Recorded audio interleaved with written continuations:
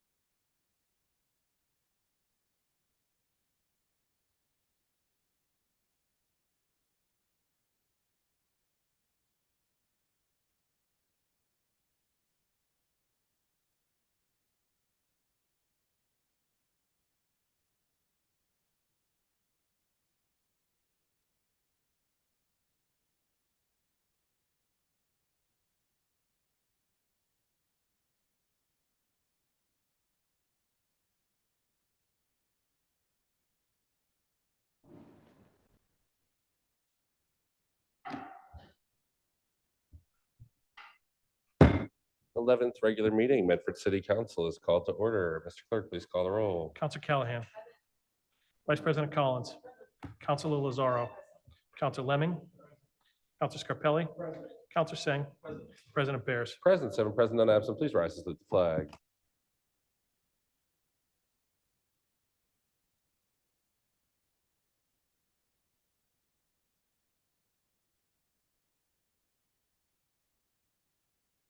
Announcements, accolades, remembrances, reports, and records. The records of the meeting of May 27th, 2025 were passed to Counselor Sang. Counselor Sang, how did you find those records? Find them in order. I move to approve. On the motion to approve by Counselor Sang, seconded by Counselor Lemming. All those in favor? Aye. Opposed? Motion passes. Isn't that nice? A voice vote. Let's keep trying to do that. Reports of committees, 25039, Committee of the Whole, May 27th, 2025, report to follow. This was Committee of the Whole, chaired by myself. This was our final budget meeting. Is there a motion? On the motion to approve by Counselor Collins, seconded by Counselor Lemming. All those in favor? Opposed? Motion passes. 240C3, offered by Vice President Collins, Planning and Permitting Committee, May 20th, 2025. Vice President Collins. Thank you, President Bears. This was yet another public meeting on zoning that we had with our zoning consultant at this meeting on May 28th. We reviewed a draft framework for the other corridors proposals, and we will be reviewing this again at the Planning and Permitting Committee meeting that is tomorrow. Motion to approve. On the motion of Vice President Collins to approve, seconded by Councilor Lazaro. All those in favor? Opposed? Motion passes. 24034, offered by Counselor Callahan, Public Works and Facilities Committee, June 3rd, 2025. Report to follow. Counselor Callahan. Thank you. This was a meeting we invited our facilities manager, Paul Riggy, to come out and talk about our facilities.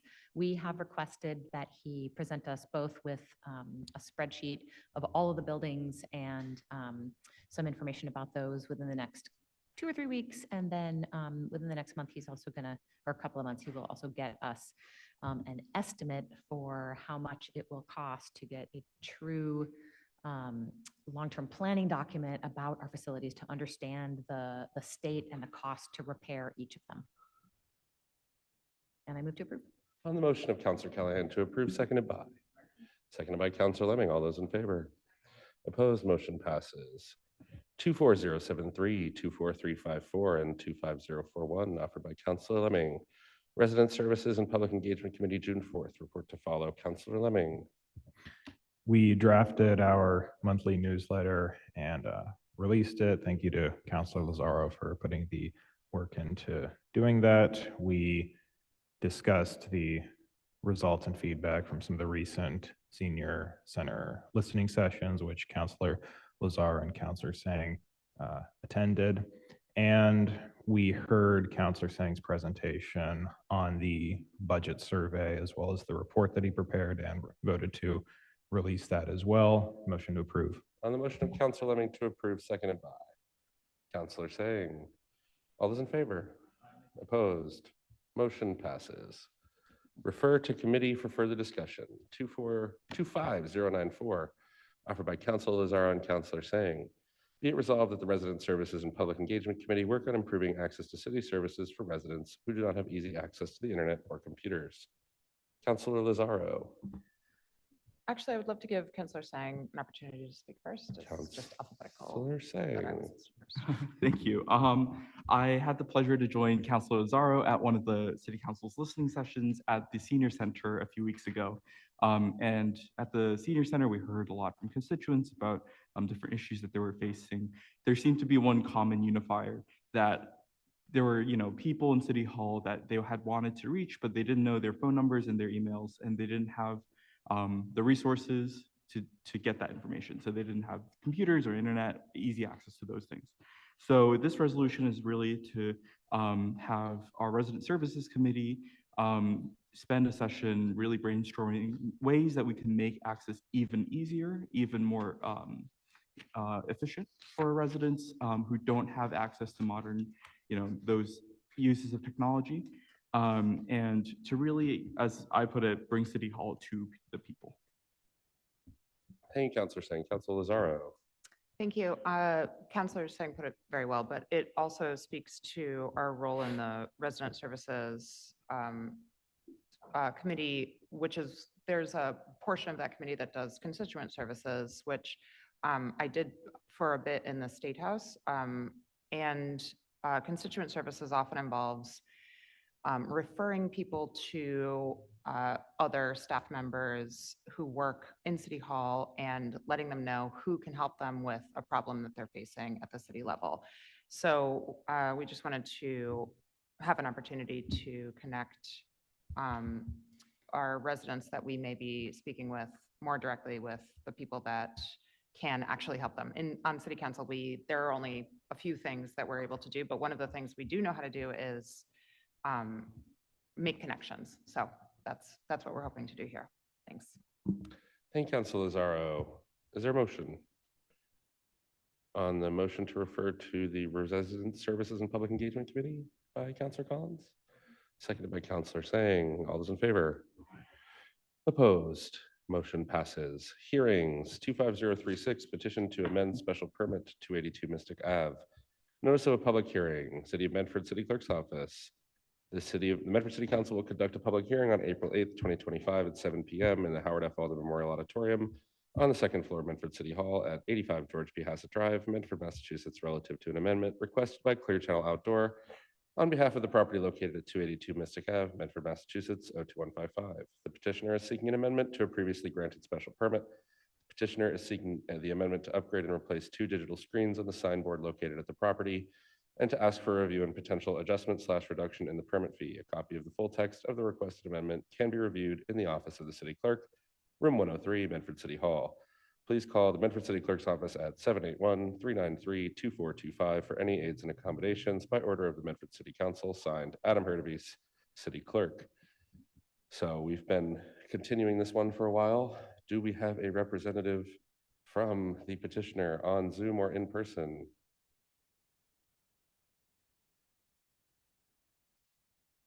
Not seeing a hand raised. All right, I'll open the public hearing, then we can move that.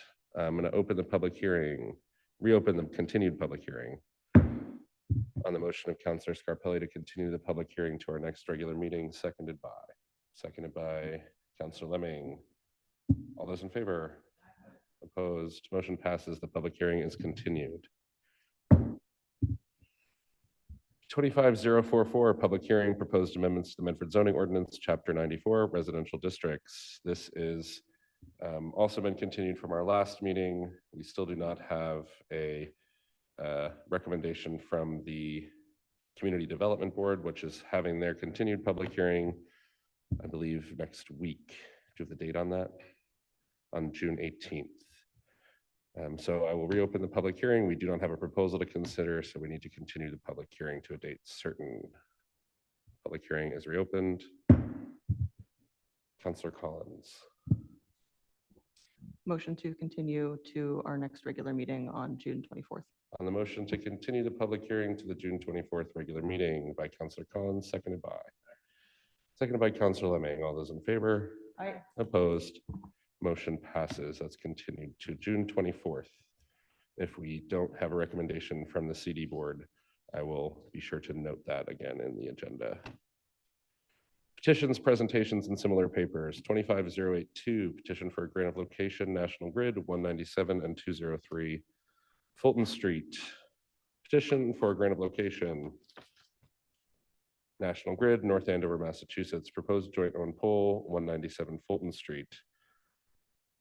There's a petition by Massachusetts Electrical Company and DBA National Grid for permission to remove and replace a joint owned pole, including necessary sustaining and protecting fixtures located between 197 and 203 Fulton Street and labeled 132 as depicted in the sketch.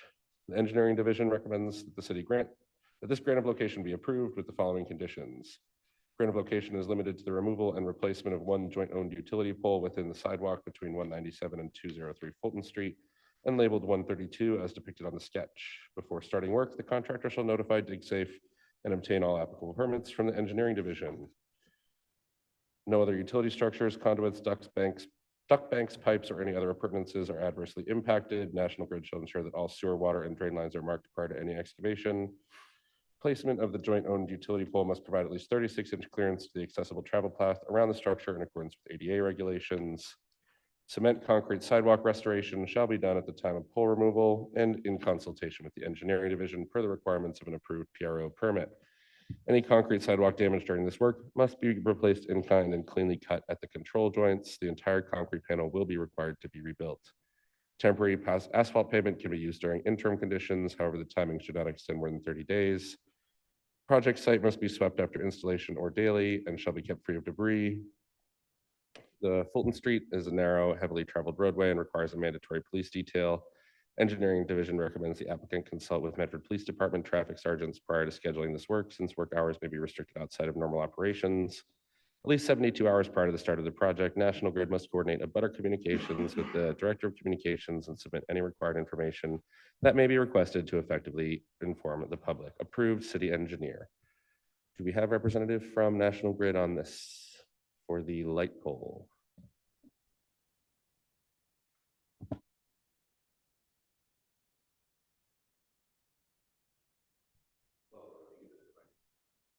If you could just provide your name and address and give us any more information on this project. Cam Hansel, National Grid. This is just to replace the pole and put it in a better location so it won't be leaning like the current one is now. Thank you. Does the city engineer have anything to add? All right. I'm going to open the public hearing to anyone in favor, opposed, or otherwise who would like to comment on this grant of location. I'm assuming you are in favor. Yes. Great. We will note that. Is there anyone else who'd like to speak on this grant of location for the light pole replacement? Councilor Callahan, do you have a question for the petitioner? Yes, do you know if it will affect any trees? The placement of the pole and the placement of the wires? No, there's no trees around it. Thanks. Great. Anyone else who would like to speak in favor, in opposition, or otherwise has a comment? Seeing none in the chamber and no hands on Zoom, declaring the public hearing closed. Is there a motion?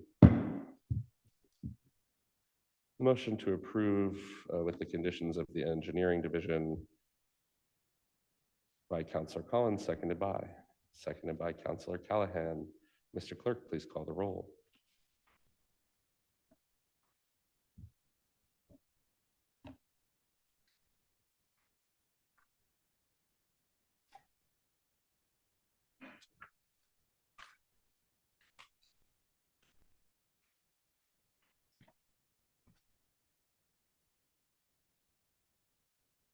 Counselor Callahan. Vice President Collins. Counselor Lozaro. Counselor Lemming. Counselor Scarpelli. Counselor Singh. President Bears. Yes, 7 in the affirmative, none in the negative. The motion passes. 25083, petition for a grant of location, National Grid, North Andover, Massachusetts, proposed joint owned pool 574 Fulton Street. You are hereby notified by order of the Medford City Council that the City Council will hold a public hearing in the council chambers at Medford City Hall and via Zoom on Tuesday, June 10th, 2025 at 7 p.m. on a petition by Massachusetts Electrical Company, DBA National Grid, for permission to install a joint-owned pole, including necessary sustaining and protecting fixtures located at 574 Fulton Street. The city engineering division recommends this grant of location be approved with the following conditions. They are functionally the exact same conditions that I just read for the previous poll, so I'm just not going to do it again for everyone's sake. The only change is that temporary patch using bituminous concrete pavement will not be permitted, but the concrete sidewalk will be replaced. So that's the only difference as far as I can tell. I'm looking at Owen and I'm getting a thumbs up, so I read it right. Do you have anything to add on, or just if you could let us know a little bit more about this? This is to add additional transformer. The transformers in the area are getting overloaded. So. Great. Do you have any questions for the petitioner from members of the council? Seeing none, I'm going to open the public hearing to anyone in favor, opposed, or who otherwise has a comment on this grant of location. Public hearing is open. Are you in favor? Yes. Great. Is there anyone else, either in person or on Zoom, who would like to speak in this public hearing? I do see a hand raised on Zoom. I'm going to recognize Joe DeCristoforo. Give me 1 second.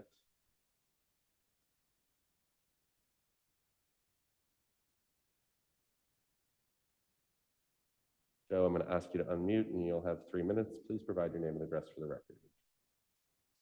Oh, hi. Thanks, everybody. My name's Joe DeCristoforo. I live across the street at 577. And I had some questions on it. I believe it's to replace the light pole across the street that's leaning. Is it also replacing the transistors up on, not the transistors, the transformers up on Wall Street? And I guess what the impact to that part of the road, any impact for that would be. We live across from it, but yeah, it's first time participating. So thank you guys very much. Thank you so much. That's for all I being want to here. know. Yeah. Thank you. Could you answer the question about the transformer and the impact on the road? The transformer is on top of the pole, so there wouldn't be any impact to the road. And are any other transformers? I'm sorry. I guess my question was, I think the transformers are up on Wall Street, not on Fulton, if I'm correct. And the pole that's being replaced is the one on the corner of Fulton and Walsh. That's like the Leaning Tower of Pisa, like leaning into Fulton Street. Is that the one that's being replaced and put at 574? The one that's on Fulton currently that's leaning? That one is also being replaced, but it wasn't brought up because the pole is already existing and has the permission to be there. So it's just, the petition is just for a new pole. Okay, and the new pole on Fulton Street will have additional transformers that are, I guess, work with the ones on Wall Street too? Yes. Oh, okay, great. So there'll be like, I think there's 4 right now, it would be like 8, just to whatever number, there'll be additional ones. Yes. Okay, hey, thank you guys so much. That clarifies a lot. A couple of the neighbors were asking questions about it, and it's good to know. Thank you guys. Thank you. It definitely I don't change my opinion, but yeah, thank you. Great. Thank you for coming, and thank you for registering your opinion as part of the public hearing. And thank you to our representative from National Grid for answering some questions. I appreciate it, guys. Have a great night. Thank you. Have a good night. Yep. Is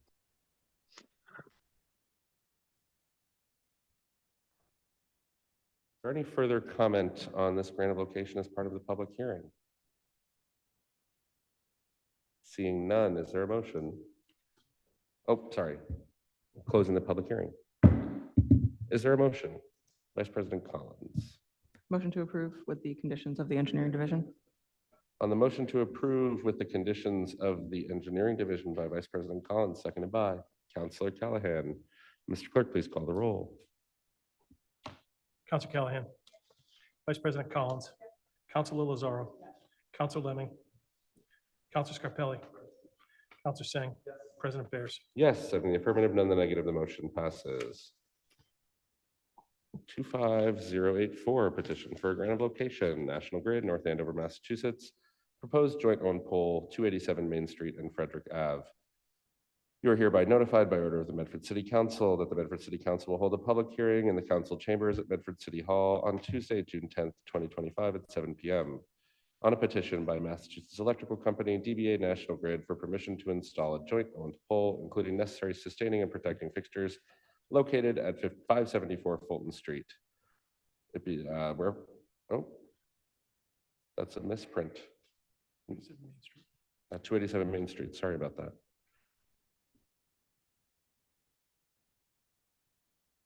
Wherefore it prays that after due notice and hearing is provided by law, it be granted a location and permission to install 2 joint-owned pole and 2 5-inch conduits, together with such sustaining and protecting fixtures as it may find necessary for the transmission of electricity at 287 Main Street and Frederick Avenue, Medford, Massachusetts. The Engineering Division received a joint-owned pole petition from National Grid that includes 2 additional joint-owned poles near 287 Main Street at Frederick Avenue, dated March 12, 2024. The Engineering Division recommends this grant of location be approved with the following conditions. The grant of location is limited to the 1 additional joint-owned utility pole located within the cement concrete sidewalk near 287 Main Street at Frederick Avenue and labeled P2698-1, and 1 additional joint-owned utility pole located within the cement concrete sidewalk near 271 Main Street labeled P2698-50 as depicted on the sketch. The contractor shall notify DigSafe and obtain all applicable permits. No other structures shall be impacted. Placement must provide at least 36 inch clearance of the accessible travel path, and the placement must not be located in the wheelchair ramp. The concrete restoration shall be done at the time of installation in consultation with the Engineering Division regarding the requirements of an approved PRO permit. Concrete sidewalk damage during this work must be replaced in kind and cleanly cut at the control joints. Temporary patching using concrete pavement will not be permitted. And the project site must be swept after the installation or daily and kept free of debris. There's going to be a police detail and there's going to be 72-hour notice so that the Director of Communications can coordinate with National Grid on abutter communications. The Engineering Division also recommends the grant of location for the 5-inch conduits. It's limited to 2 additional conduits within the cement concrete sidewalk. DigSafe notification, no impact on other structures. Placement is within an accessible ramp in accordance with ADA regulations. The reconstruction of the wheelchair ramp and the reciprocal ramps located across Main Street and Frederick Avenue, 3 total, must also be completed. The city can provide engineering design plans for this reconstruction work. Cement concrete sidewalk restoration will be done at the time of installation, and concrete sidewalk damage will be replaced in kind and cleanly cut at control joints. Temporary concrete patching will not be permitted. Site will be swept daily or after installation. Police detail will be required and there'll be 72-hour notice. Approved, City Engineer. Is there anything you'd like to add, Mr. City Engineer? Seeing none, I do have a letter. Well, I'll let the petitioner speak to it and then I'll open the public hearing. These poles are just to add additional disconnect switches to the distribution feeder. Great. Do you have any questions for the petitioner from members of the council? Seeing none, I'm going to open the public hearing. Are you in favor? Yes. Great. We also received a letter.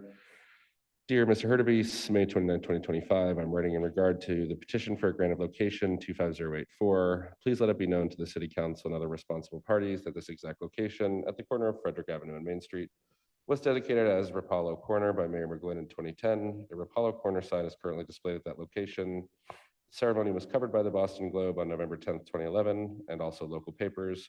We wish to ensure that the Rapallo Corner sign is not removed, or if it be necessary, prominently displayed on the same corner. The Rapallo family was brought up at 12 Frederick Avenue, the closest home to the corner. They and their descendants lived there for most of the last century. Sal and Anna had 7 sons and 2 daughters. 4 of the sons fought in different branches of the military during World War II. My mother, Elizabeth Rapallo Camarada, now 103 years old, along with her parents, saw each of their brothers off from this corner many years ago. We would be grateful if you pass this information along to the city councilors, National Grid, and other associated entities in the project for their review. We would hope that this honor will be preserved for years to come. We would ask that this item be included on the agenda. Please contact me if you need additional information. Please send the sketch referenced in the notice to this email. Respectfully, Stephen Camarada, graduate, Medford High School in 1967, and I won't read the contact information. Is this going to, it's not, the city engineer is indicating this isn't going to affect the sign at the street sign? Great, so that will be all set. Do you have any other comments from members of the public on this public hearing regarding the poles at 587 Main Street?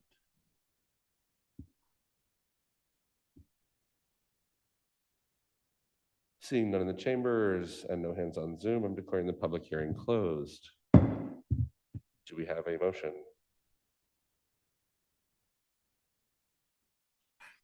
Vice President Collins. Motion to approve with conditions of the Engineering Division. On the motion to approve the 2 grants of location with the conditions from the engineering division, seconded by Counselor Lemming. Mr. Clerk, please call the roll. Counselor Callahan. Vice President Collins. Counselor Lozaro. Counselor Lemming. Counselor Scarpelli. Counselor Singh. President Bears. Yes, 7 in the affirmative, none in the negative. The motion passes. Thank you very much. And I apologize that you'll never be able to figure out exactly when you're going to need to be here or be able to leave. We got you out early tonight, but you were here, I don't know what, till 11 last time. So 10:30. You were keeping track. Thank you.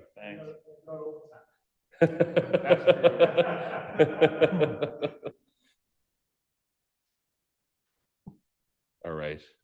Motions, orders, and resolutions. 25088, offered by Council Lozaro. Whereas Immigration and Customs Enforcement has engaged in operations in Medford, and whereas ICE notifies the Medford Police Department when they will be engaging in operations in Medford, and whereas the Medford Police Department is obligated to the residents of Medford to protect their rights and to enforce laws, and whereas it may be a risk to Medford police officers to disclose ICE operations before they happen, be it resolved by the Medford City Council that the Chief of Police deliver a report of ICE operations in Medford after the fact on a monthly basis. Councilor Lozaro. Thank you.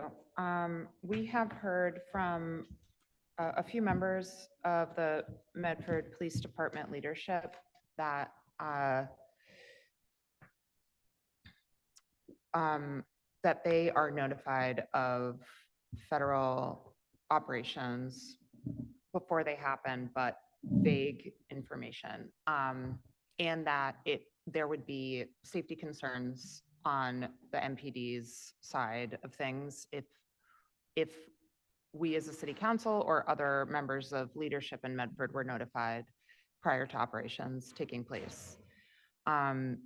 So this resolution, it bears that in mind, hopes to hear about the police department's knowledge of operations after the fact so that we can remove some of the sort of collective misinformation or fear that may be generated by not knowing what's happening. There is a little bit of I think a little bit of the goal of the operations that Immigration and Customs Enforcement is engaging in.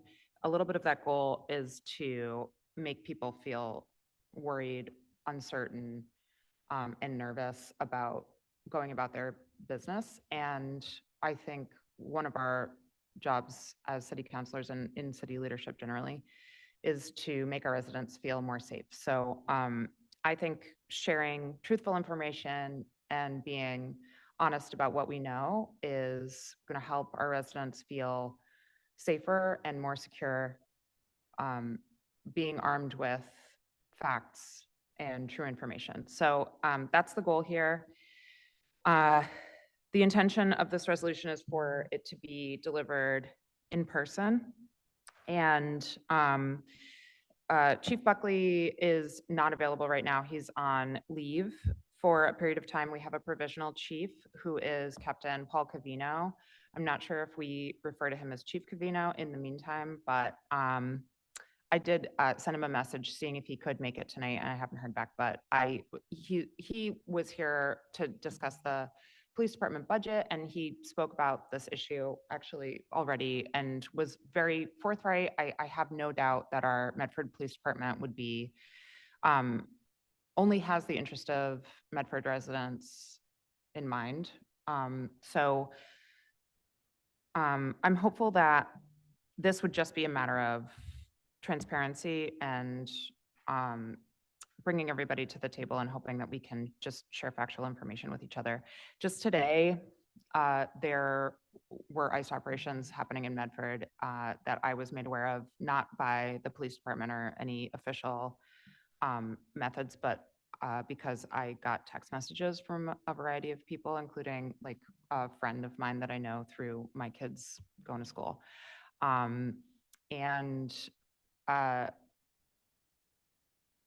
When we share information that way, we don't know We don't know why. We don't know if people are being picked up because because of what happened in Milford and a kid got taken into custody for 6 days on his way to volleyball practice, and he was brought here as a child, and he hadn't broken any laws besides being brought to this country as a child. We don't know if somebody might be a green card holder or actually just a US citizen who appears to be the wrong ethnicity. There are a lot of examples from across the country of things that are happening that are not valid reasons to pick somebody up off the street. And I just want to do what we can as city leaders to help our residents feel safe. And I think this is one of the least that we can do. Thank you. Thank you. Counselor Singh. Thank you. I have spent a lot of this week talking to residents who are scared and confused about what we can do in the city regarding ICE. And it's difficult because it requires us to be really creative. And I'm very grateful for the residents who've been pushing us as counselors to be even more on top of this, to be even more creative about this, who are helping us come up with more solutions as well. I recognize that there's much more to do than what we are doing right now, but we are doing a lot.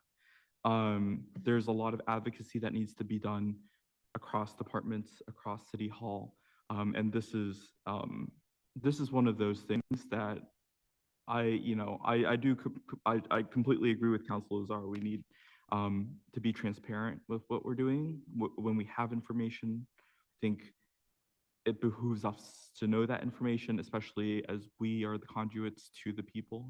We represent the people of the city, and the people of the city are scared. This morning's reports about ICE in our community certainly, I think, caused a lot of fear with residents. I heard a lot about it this morning. And even, my parents who are, green card holders here, right? Hearing about ICE's presence in Medford, unsettles things because we've all seen the evidence online that they're not always just going after who they have a warrant for. A lot of the times there is profiling. There is they're trying to stop anyone and anyone and trick them into opening their car doors or opening their home doors. And so it's important for us to know what kinds of things are happening in the city so we know how to best respond and best protect our residents' rights. So I'm grateful for Councilor Lazar for sponsoring this resolution. I would even be open to an even more frequent report from the police department. I think that even after we pass this resolution, a lot of work has to be done, and if there isn't enough compliance, I would be open to revisiting parts of the Welcoming City Ordinance to strengthen what's there and to explore paths there. And I think while we're on this note, I also ask from our leaders in administration for greater clarity on these issues too. There's a lot of city staff who don't completely know what the policy is when, for example, agents come into a public building or even a non-public building, like, for example, library or a food bank. If agents come in without a warrant and are trying to look for someone, what can we do to protect our residents there? And there's just not a lot of clarity at the moment on those issues, on those scenarios. There's not a lot of clarity on what the police department's policy is when it comes to peaceful protests and what gets interpreted as, a threat to justice or a threat to or obstruction of justice, right? How do we as a city create the policies to define what falls under that bucket and what falls under another bucket? So that's all to say, I think this is a very helpful step. My hope is that at the future meetings where we do have the chief of police president will be able to talk through a lot of these questions. I would love in the future going forward and even more open channels of dialogue with administration about maybe educating city staff about what we can do. Thanks. Thank you. Vice President Collins. Thank you, President Bears. Want to thank Councilor Zarro for bringing this forward. To me, this proposed policy is about getting correct information into the community from a central source instead of continuing to rely on informal networks, hearsay, social media, and rumors, which is what is currently happening in the community. And I don't think that's in anybody's best interests. This would be a show of transparency from Medford Police Department, which we know is a stated goal of theirs and something that they are working to enhance every week, every month, every year through various policies. And I think that this would fit very neatly into that overall goal of transparency from Medford Police Department. Right now, as I said, community members are the ones doing the work of trying to disabuse rumors about ICE in the community and verify correct ones when there are reports shared in text message groups or on social media about sightings of what people think to be ICE but aren't sure, and sometimes are not. Verifying correct information and sharing it, even after the fact, I think is for, everybody's well-being. And I think it's important that everybody have a better sense, an accurate sense that they can rely on about when ICE is in the community and what in fact they are doing here. And I don't think that should fall on these informal networks and community members entirely. I think it's actually really inappropriate for the city to be essentially outsourcing that to volunteers and informal networks and to social media posting. At the same time, I think that this kind of after-action report is the very least that our public safety officials could be doing for the community. Our goal as a city should not just be to make community members feel more safe, but to make them actually more safe. That is why I have advocated and hoped and urged our administration to do things like have the Medford Police Department not just be a force that is verifying and reporting on ICE activity in our community, but I would like for them in the future, and I can't say at the moment I have a lot of optimism that this would come to pass, but I think it would be very appropriate for our public safety officials to make best efforts to be on scene when ICE tells them that they will be in Medford and be doing the work of verifying identification of the people that they say they are there to talk to or detain or arrest, and verify that warrants are proper and they have been signed for a judge. And this is because that we know from communities as close as Somerville and as far away as the other side of the country that ICE lies and ICE arrests people that are not the people they say they're there for, and ICE arrests people without proper warrants. So I believe this is the least that we can do, because what would be most appropriate for our police department to be doing is making sure that public safety also extends to people with whom ICE has an interest. But this is a good place to start. I would make a friendly amendment to the counselor, if you're open to it, that we should institutionalize making this more frequent. I would say a weekly report from MPD submitted to the city council with bi-weekly presentations at the city council regular meetings. And that is, again, just to the goal of getting regular information from trusted sources and bringing some transparency to this very upsetting issue. Thank you. Thank you. Councilor Callahan. Thank you. As I think many of my fellow city councilors, I also feel that we are relatively powerless in this situation, which I'm not happy about. I really appreciate the work of Councilor Lazzaro in talking to our police chief and getting an understanding from our police what they feel capable of doing, what they feel that they can do, what they are willing to do. And I'm very appreciative of that behind the scenes work. I do think that this will be really important for people. And my hope is that we, the reports are that there is not a lot of ICE activity, and that people then feel more comfortable. But of course, if there is, I think that is also very important for the public to know about. My only request was going to be, which I believe Councilor Collins also just put into her request, that it specify that it is done at a city council meeting so that it can be a part of the public record, because I think that's to me, almost the most important part of what this request is about getting this information to the public. So thank you so much for this work that you're doing. Councilor Callahan, do you have any further comments from members of the council? Councilor Scarpelli. First of all, the situation with Marcelo Gomes Silva, I think that for me personally, it hits me right between the eyes, because it reminds me of all of my boys that I've coached in Somerville, and a lot of those young men and young ladies that were part of the DACA process and were in process to be legalized really disappeared. And I think that's what hit me, the fact that it's something that has to stop when it comes to members of our community that don't deserve it. And that's what I think is important.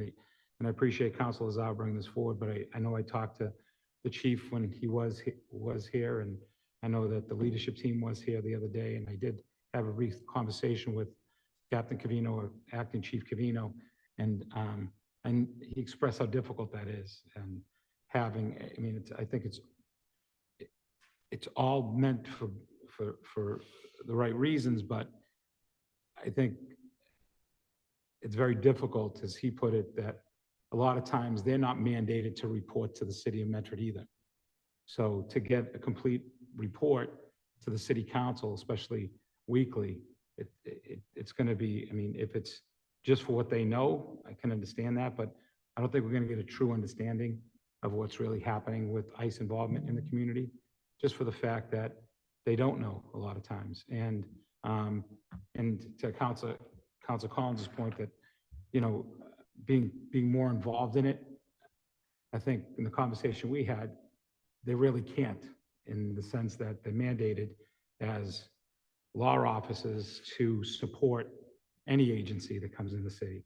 And I think that's not realistic and unfortunate, but I think that finding some sort of avenue that would be more realistic. I know that today I had many phone calls from a few former players that worked in the neighborhood that ICE was in today, and they were calling me for guidance. And the idea that they're legal now, they're documented, but still afraid. And the fact that when I did some homework, it wasn't actually an ICE movement in that area today, it was state police. And that brings up another point. It's not just ICE that doesn't talk to or work with or mandated to tell our police department anything. It's also the state police. So it's a slippery slope, and to ask them to have them report to something they can't do, I think it's very difficult. So that's my reservation, why, whether I can support this or not. I support the measure and its spirit, 1,000%. But I think that right now we're in flux with understanding what the process is legally with our police department, what they can and can't do. So just wanted to share that with my fellow councils and the conversations I've had. So thank you. Thank you. Councilor Sang. Thank you. I just wanted to, add to the conversation in case it addresses some of the worries. But at the meeting, at the budget meeting where the police team was present, what they had said was that reporting it, on the day of, was what they would consider not wise. So essentially, the difference is this is an after report. And that one, when we asked that question was about, once you hear it, can you call the mayor of Medford and the city council president? So those are two different scenarios. So when Chief Buckley was addressing that, he was addressing the on the spot scenario and not the after report scenario. And then when it comes to the level of, cooperation with federal authorities, federal agencies, it is actually within our powers not to cooperate with ICE. That's, there are 10th Amendment cases about this. And there's established court precedent about not doing that precedent. And that's why we have the welcoming city ordinance, and that's why it's legally sound. The line is, actively obstructing certain work. That is where the line is. But this report doesn't cross that line. And I don't think it's anywhere near that line. Vice President Collins. Thank you, President Bears. And just, I really appreciate this discussion. I know that all counselors are feeling very grave about the situation that our community and other communities all across the nation are facing, and that we all share a really profound sense of sadness and grief and anxiety over knowing what our constituents and community members and neighbors are going through. But just in terms of framing what we have to expect from ourselves and other leaders in the community, I think that we should be holding our public safety officials to the same standard to which community members, just normal residents, are also entitled to say, hey, who are you? Are you ICE? What's your badge number? Why are you here? What's going on? These are things that it is legally protected for any resident on the street to ask of law enforcement. I think it would be, well, I know it would be constitutional, and I think it would be really fair and appropriate for MPD to have the community's backs in asking those questions too. Apparently, that is outside the bounds of what is possible for city leadership right now, and I find that really regrettable, and I hope that that window shifts over time. But in the meantime, I think it's really not enough to just share our solidarity and our sorrow. We need to be trying to move that window on what we can be doing to at least infuse some daylight into this really grave time in our community. So I just wanted to put that into the discussion. I want to again thank Councilor Lazaro for bringing this forward, and I would move the question. Going to go to Councilor Lemming, then Councilor, well, I think it's actually Councilor Scarpelli, then Councilor Lemming. Councilor Scarpelli. Sorry, is it me, Council Bears? Yeah. Thanks. And I understand what my fellow councils are saying, but again, as much as I respect my fellow councilors and their ability with the perception of the law with this, the discussion I had with our leadership team in the police department was very black and white in what they can and they can't do. And even with the question with the Welcoming City, why I couldn't support the Welcoming City ordinance, because the input of the chief at the time wasn't involved by crafting that. Because when I spoke with him, he made it clear that it's really divided line when it comes to what we can ask him to do as an ordinance and what their position and their responsibilities and oaths are as police officers. So believe me, I don't, I should, I just want to make sure that people are clear, because I had discussions today with a few of my friends that are going through this process and understanding the limitations. So we also have to be true, and that the community has to understand that our police department is limited. So and I would err to their judgment and understand and follow their lead with this process. Whether I believe in it or not, they are our professionals in this field, and I've been educated by their situations and what they're mandated to do with this process. So it's not easy, it's very difficult, but I just wanted to share that process. So thank you. Thank you. Councilor Lemming. One, when the police were presenting the budget, I specifically asked them if they're capable of executing this ordinance, providing periodic reports. They said they're working towards that, but it was doable. Okay.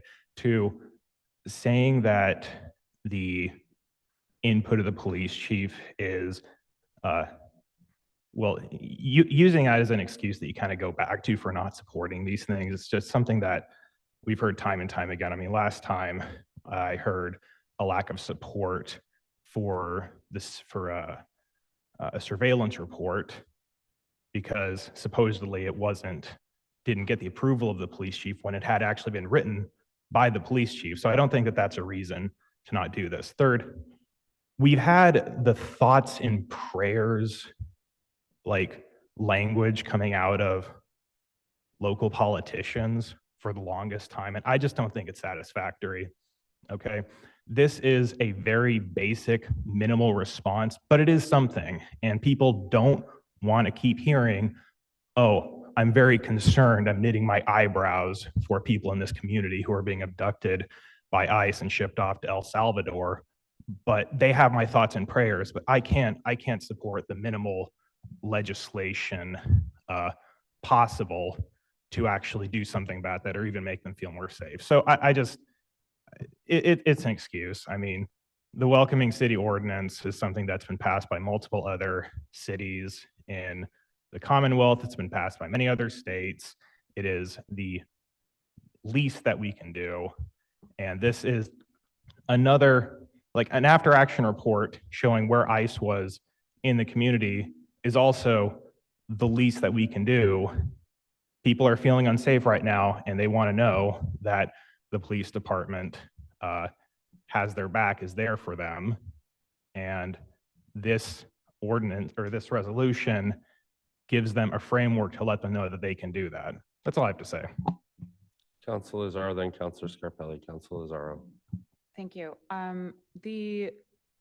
We are working very hard with this to abide by all of the laws that we are aware of, everything from local ordinances up to the US Constitution. And it feels to me that the federal administration is only abiding by the laws that it finds to be aligned with their goals.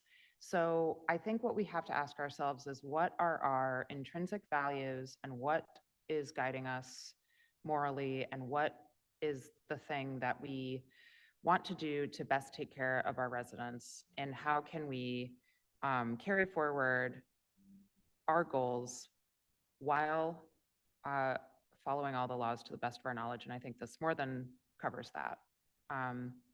It's a very simple resolution.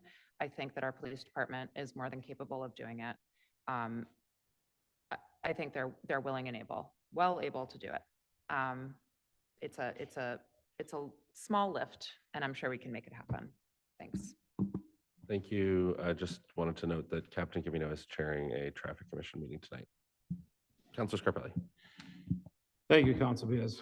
I know that some of my colleagues get really offended and angry when people don't align with their beliefs. And even though there might be other sides, it's shocking to see their behavior and how angry they can get because there's other viewpoints. And that's sad. So it's really disappointing. But again, I stand with both the video surveillance ordinance and with the welcoming ordinance that I had discussions with the police, and the police were involved in crafting both the original welcoming city process and then also being involved with the surveillance process, because a lot had to do with the body cameras. But as they move forward to make changes, the police weren't involved in those discussions. That's why I didn't support it. Whether it angers some counselors, I could care less. But to understand the process, I think it's transparent and open. So it's to say words like, to just say things, like they're empty. Obviously, some counselors don't know their fellow counselors. Because I can tell you this, I'm sure no one in this room right now stood in a young man's home with ICE staring down at their 4 family members.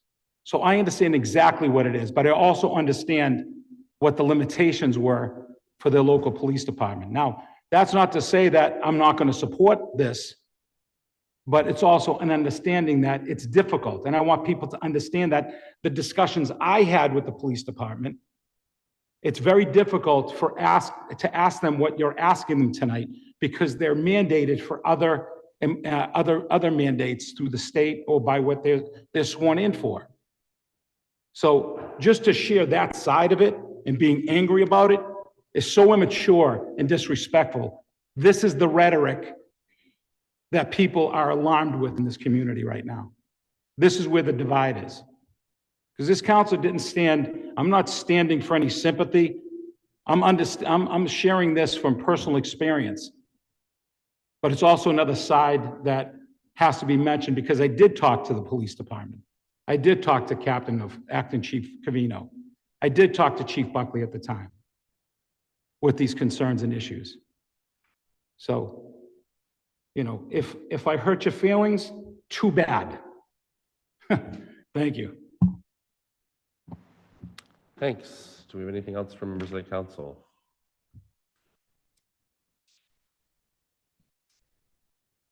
I'm just going to give my very short 2 cents, which is I think that in these extraordinary times, we sometimes have to call on people to do more than the minimum. And, you know, when we have people obviously and flagrantly violating the Constitution and the laws of our country, we have to ask what a response looks like that goes beyond just what we've done in the past. I'm going to go to public participation. We have 2 hands on Zoom. It looks like we have some people lining up at the podium. And then I also have a comment to read in, which I'll do after everyone has spoken. We'll start at the podium. You'll have 3 minutes. Name and address for the record, please. Is this on the mic? Thanks. You're on. President Beers. Good evening, everyone. I actually came here for residential comments because it's been brewing for about 3 years and many of us have questions. But on the subject of ICE, I actually called my aunt yesterday because she's elderly and she lives in a lovely area of LA. It's a very, very, very, very big place, as you know. Most of the trouble is down by Dodger Stadium, and unfortunately, because of the attacks on ICE and on the police, the Dodgers had to move the whole location of the ball game yesterday. If you're not into baseball, you probably don't care, but that's something very big to be thinking about. First of all, in the community, everybody should know the true definition of ICE. Who is an ICE agent? What is an ICE agent? What level of government do they operate on? Also, when you were talking about having the police and the ICE maybe working on certain acts that were to come or after the fact, what method did you propose that the public could be advised? And I'm going to give you an example. About 4 or 5 years ago, I noticed that Councilor Scarpelli probably can attest to this. We had robocalls, even if there was a burglary in your area, especially if there were 2 or 3 within a month, they just stopped. So about 2 summers ago, coming home, there was a state police car at the end of Governor's Avenue, just about where I live, and 2 Medford police cars for a day and a half. Ambulances, all taped off, dogs, the whole works. I called the police station. They said, we cannot give you any information. That's state land. We found through the Greyhound that week that a body had been found on the walking trail. The same thing had happened about 2 years before. Same response, state and city. City couldn't give any information. People who are near dead bodies should be acknowledged. So this to me should be a workout, not tonight. I don't think you're going to come up with an answer tonight. We also have to be very, very careful of our language. Someone used the word an ICE agent abducted someone, they don't go out and kidnap people. So I just wanted to make it known that there's many people in the communities who are very aware of who ICE is, what's going on. We'd like to have a little bit better security updates, where we don't even have a newspaper anymore that people could access during the week for their own safety, even before this. So I think you have a little work going on before you can really come to a plan for this. Thank you for your intent. Thank you, Sharon. 1 second, Andy Castanetti, your hand's raised on Zoom, but you're here. I'll take you in person.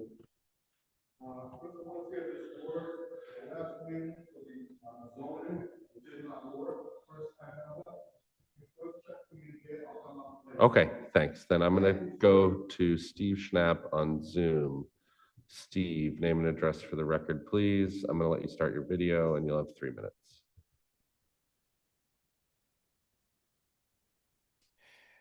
My name is Steve Schnapp. I live at 36 Hillside Avenue. I want to read something. We place the highest value on the life and safety of all people. We value individual rights and the human dignity of all. We act with fairness, restraint, and impartiality in carrying out our duties. We are a proactive, problem-solving agency that strives to serve all with compassion and empathy. We are committed to providing the highest quality of professional law enforcement services with the goal of enhancing the quality of life for all within our community. We have compassion for victims of crime. As members of the community, we have respect for and promote the diversity of our community. We advocate for social and other support services for victims, youth, and others involved in the criminal justice system. That's in the mission statement of the Medford Police Department. It seems to me that what the council is asking is completely consistent with the mission statement of the Medford Police Department. Thank you very much. Thank you.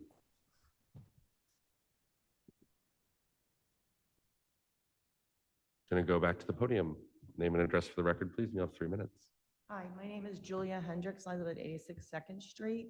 The last time I looked, the Medford Police work for the city of Medford and the residents of Medford, not the federal government.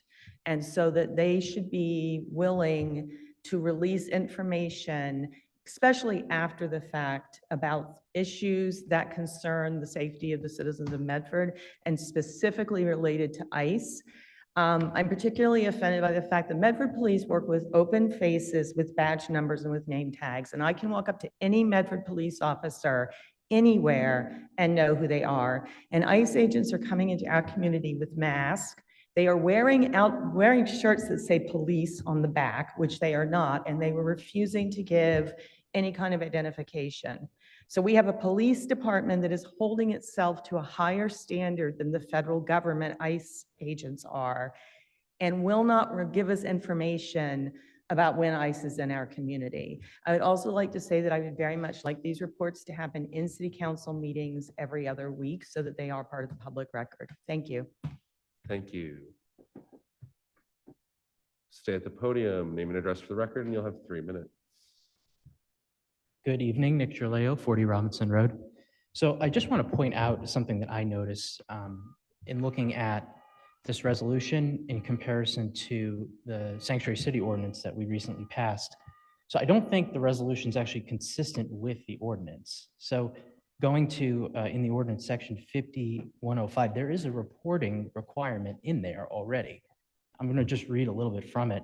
It says, beginning on the date of passage of this ordinance and every 6 months thereafter, the Medford Chief of Police shall submit a report with the information detailed below in a de-identified manner relating to the preceding 6 months to, and then it goes on to say, the Public Health and Community Safety Committee of the Medford City Council, in accordance with the provisions of the open meeting law.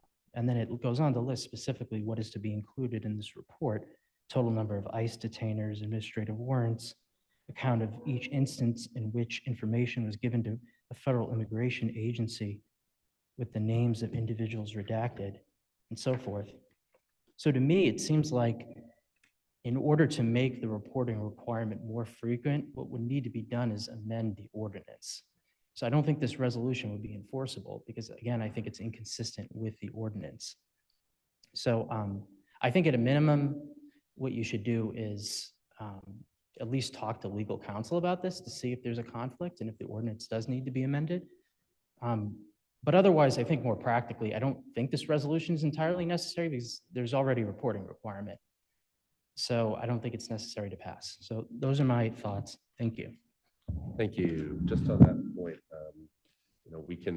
this is a request for additional reporting beyond what's required by the ordinance. So if someone wants to propose an ordinance amendment to go further, and just as one counselor who voted for the Welcoming City Ordinance, we did vote on that before this administration began its assault on our communities. And so I don't think a lot of people had the hindsight or had the foresight, I should say, to realize how bad this would be, but maybe we didn't. And in hindsight, we're asking for more. Okay, at the podium, name and address for the record, please. You have 3 minutes.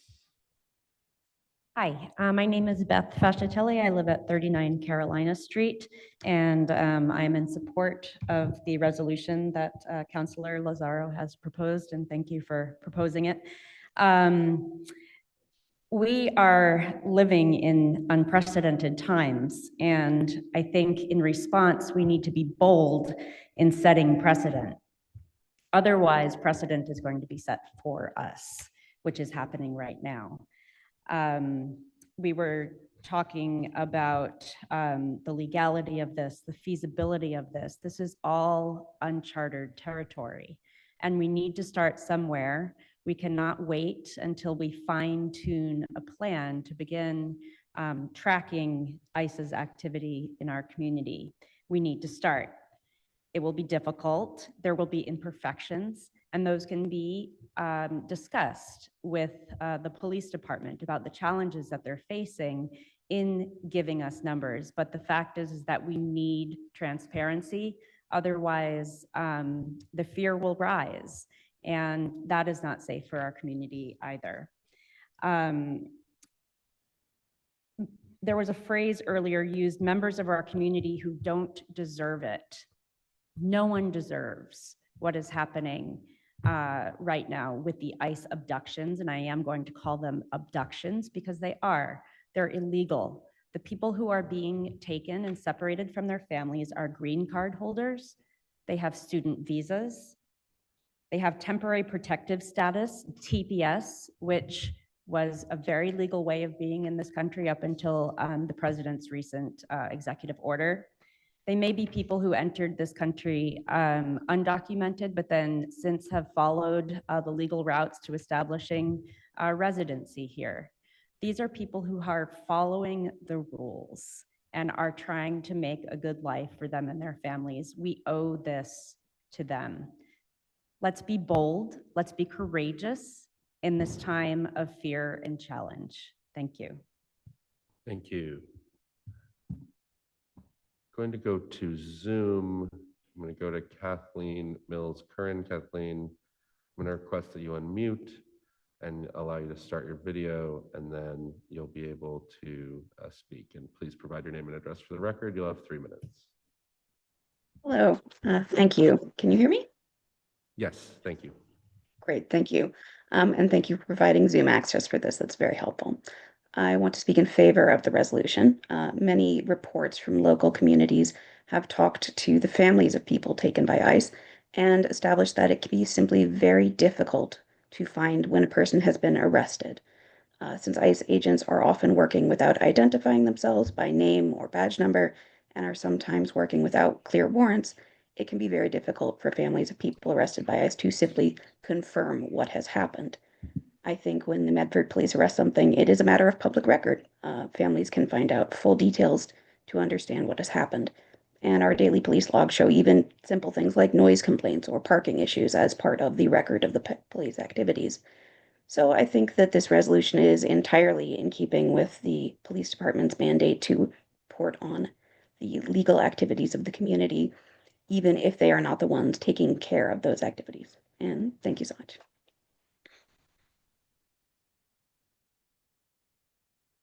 Thank you. We'll go back to the podium. Name and address for the record, please. You have 3 minutes. Micah Kesselman, I'm at 499 Main Street.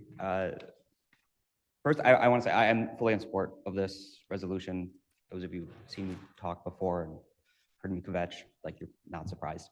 But I do really quickly want to correct some clear misunderstandings of what's going on. So this resolution, there's nothing about it that would conflict with the welcoming city ordinance. Like I don't see how that would even make logical sense. Unless the welcoming city ordinance said no other reporting shall be allowed from the from the MPD except for this, which would be insane. So maybe that's in there. If that is, that's insane. Regardless, this is at minimum a very bare bones transparency and reporting ask of the Medford Police. Honestly, it should be something that happens for all federal and state incursions, in my opinion. We should know when law enforcement from outside of our city, outside of our town, our community, are coming into our community and performing enforcement operations. Like that's just common sense. And I'm a big supporter of strong towns and strong cities and self-sufficient strong communities. And that's a big part of that. I also just be clear for some of our counselors who seem to be under some other thought about it. Direct your comments to the chair, please. Yeah, so I'm just so that our chair is clear on this. The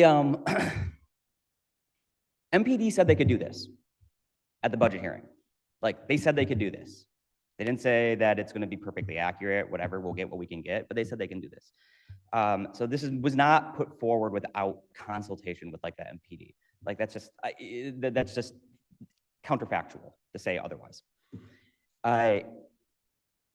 Moreover, I also want to echo my neighbor's statement that no resident deserves unlawful abridgment of their basic constitutional rights. No one on American soil deserves having their right of habeas corpus suspended. That's just not how that works. And that is what ICE is doing. As a fundamental right, a right from unlawful arrest. No matter who you are, where you're from, no one deserves that. So yes, the MPD should be protecting every single person, even the worst criminals, even maybe, I don't know, maybe like Hitler's clone came back somehow. They still have to be charged by a court of law. Like you don't get to just arrest someone. I don't get to say, I don't like blah, blah, blah, and the cops come and pick them up. That's not how our country runs. And in fact, we had a really long, bloody war, so it wouldn't be run that way. So let's be clear about that. And also, ICE is conducting prima facie illegal, unlawful arrests. Like this is problematic. This is a huge issue. The MPD is within their rights to stop illegal activities from happening. Just because someone claims to be a federal officer does not mean they can go around committing illegal assaults on people. Micah, you're over time. I am Thank over you. time. I will hold my comments for a repeat at 2 minutes. Thank you. All right, I'm gonna, Andy, sorry, just no, Sharon, just a minute. I need to take a minute and take everyone in order. You can have your second go at it once we've heard from everybody the first time. Andy, I'm gonna unmute you. I know I see you in the hall, but I'm gonna unmute you. Name and address for the record, please, and you'll have 3 minutes. Am I unmuted, sir? Yes, we can hear you. Then I'll I'm gonna come in need you person. I'm gonna need you to shut that off if you want to talk at the podium. For 1 second, for We're 1 gonna get second. feedback if you do that. We can hear you. It worked. It worked, so I'm gonna take you at the podium now. For once I could hear this thing, because usually you people talk like you're in a library. And I'm telling facts. Even one of the ladies here said to me, well, I don't want to over yell. Listen, Andrew Castanetti, East Medford, it's common sense. I agree with you all. All. We are a nation of laws, and we must enforce the laws, or else we don't have a nation no more. Not a nation, not a country worth a damn, especially for our children, if you have them, are going to get them. Thanks be to God and the Democratic Republic. Please save it. Thank you. Thank you. All right, if there are people who'd like to make a second comment for a minute, they can raise their hand on Zoom or come to the podium. Sharon, you're gonna have a minute. Thank you, Sharon Giesso, 130 Circuit Road in Mass Ave in Medford, long time resident. I've also want to just interject a comment someone brought up, because I study a lot of these things. I have a member also of my family that has worked as chief of anti-terrorism for this country. And he has to be in the big picture all the time. It can't be assuming that someone lawfully is doing a job, needs to be interrupted because of a social view. I just want to mention that. Many of the people who are masked now in ICE were asked to do that because their families in the last month had been threatened. So they are assuming masks. You may like that, you may not like that. I also say in about a month or so, maybe 10 to 12,000 of the people who had been deported, sent back, were given a free ticket. Some were smiling and waving. So you can look it up and fact check it. The president gave each person on that particular flight $1,000 in a box of food. And about 3 to 4 people who had erroneously been arrested that month is not such a bad percentage out of 10,000. So Sharon, I just you're- wanted you're to over share time. information. Thank you.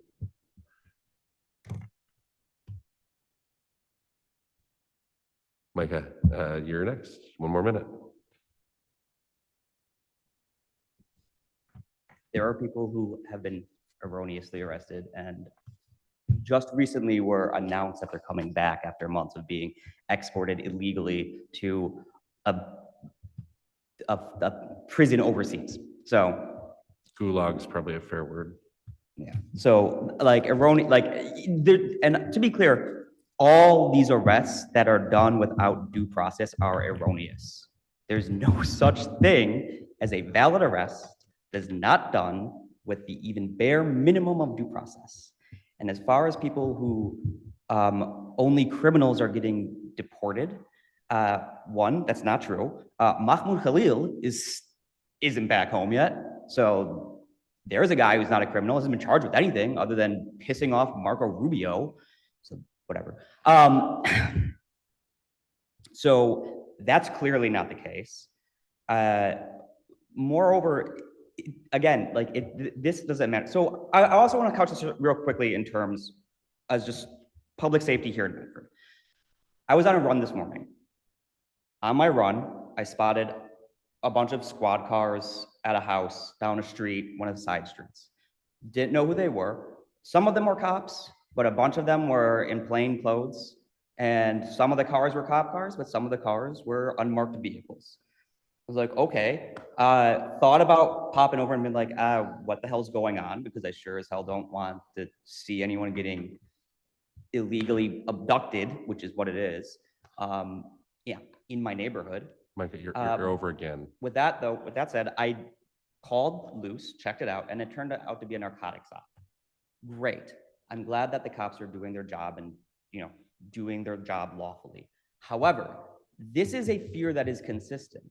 And you don't want someone like me, and I'm sure many of you would agree, even those who don't agree with my views, going up to cops doing narcotics enforcement and saying, what the hell are you doing on my side street? Mike, I gotta cut you off there, but thank you.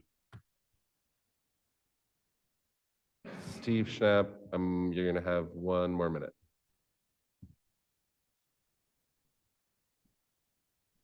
And you should be able to start your video.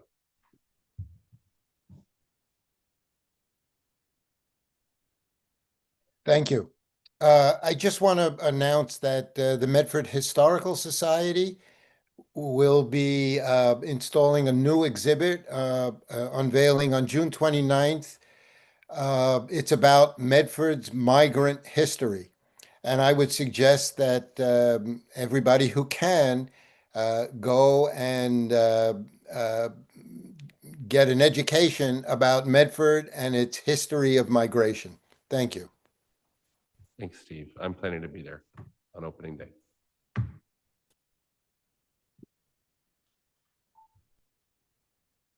we have any further comment from members of the public on the resolution? Seeing none in the chambers or on Zoom, Councilor Lazaro. I would make a motion to amend or just to officially amend the resolution to include what a number of councilors have recommended, that the report be delivered with each city council meeting. Weekly report delivered at each regular city council meeting. I have it as amended to request a weekly written report and a presentation of that report at regular meetings. Perfect. Great. And I would motion to approve. On the motion of Councilor Lazaro to approve as amended by Councilor Lazaro, seconded by Councilor Callahan. Councilor Lemming? No, I was just going to say meetings are every 2 weeks, so. That's why I have it, a weekly written report presented at council regular meetings. Okay. Yes. They were friendly amendments by Councilor Collins, but I'm taking them as formally presented by Councilor Lazaro. All right, on the motion to approve as amended by Councilor Lazaro, seconded by Councilor Callahan, all those in favor? Opposed? Motion passes. Councilor Collins. A motion to suspend the rules and take resolutions under suspension. Oh, I need to read something, and I apologize. There was one written comment on the previous resolution. I'm reading it into the record. I'm in full support of Councilor Lazaro's resolution requiring monthly police reports on ICE activities in Medford. Weekly would be even better, given the increasing frequency of ICE detentions. We need to know what is going on in our community. We keep us safe. Thank you. Ellen Epstein, 15 Grove Street. Sorry, Ellen, that I didn't read that before. My apologies. All right, we have a motion from Councilor Collins, seconded by Councilor Singh to suspend the rules to take the paper under suspension.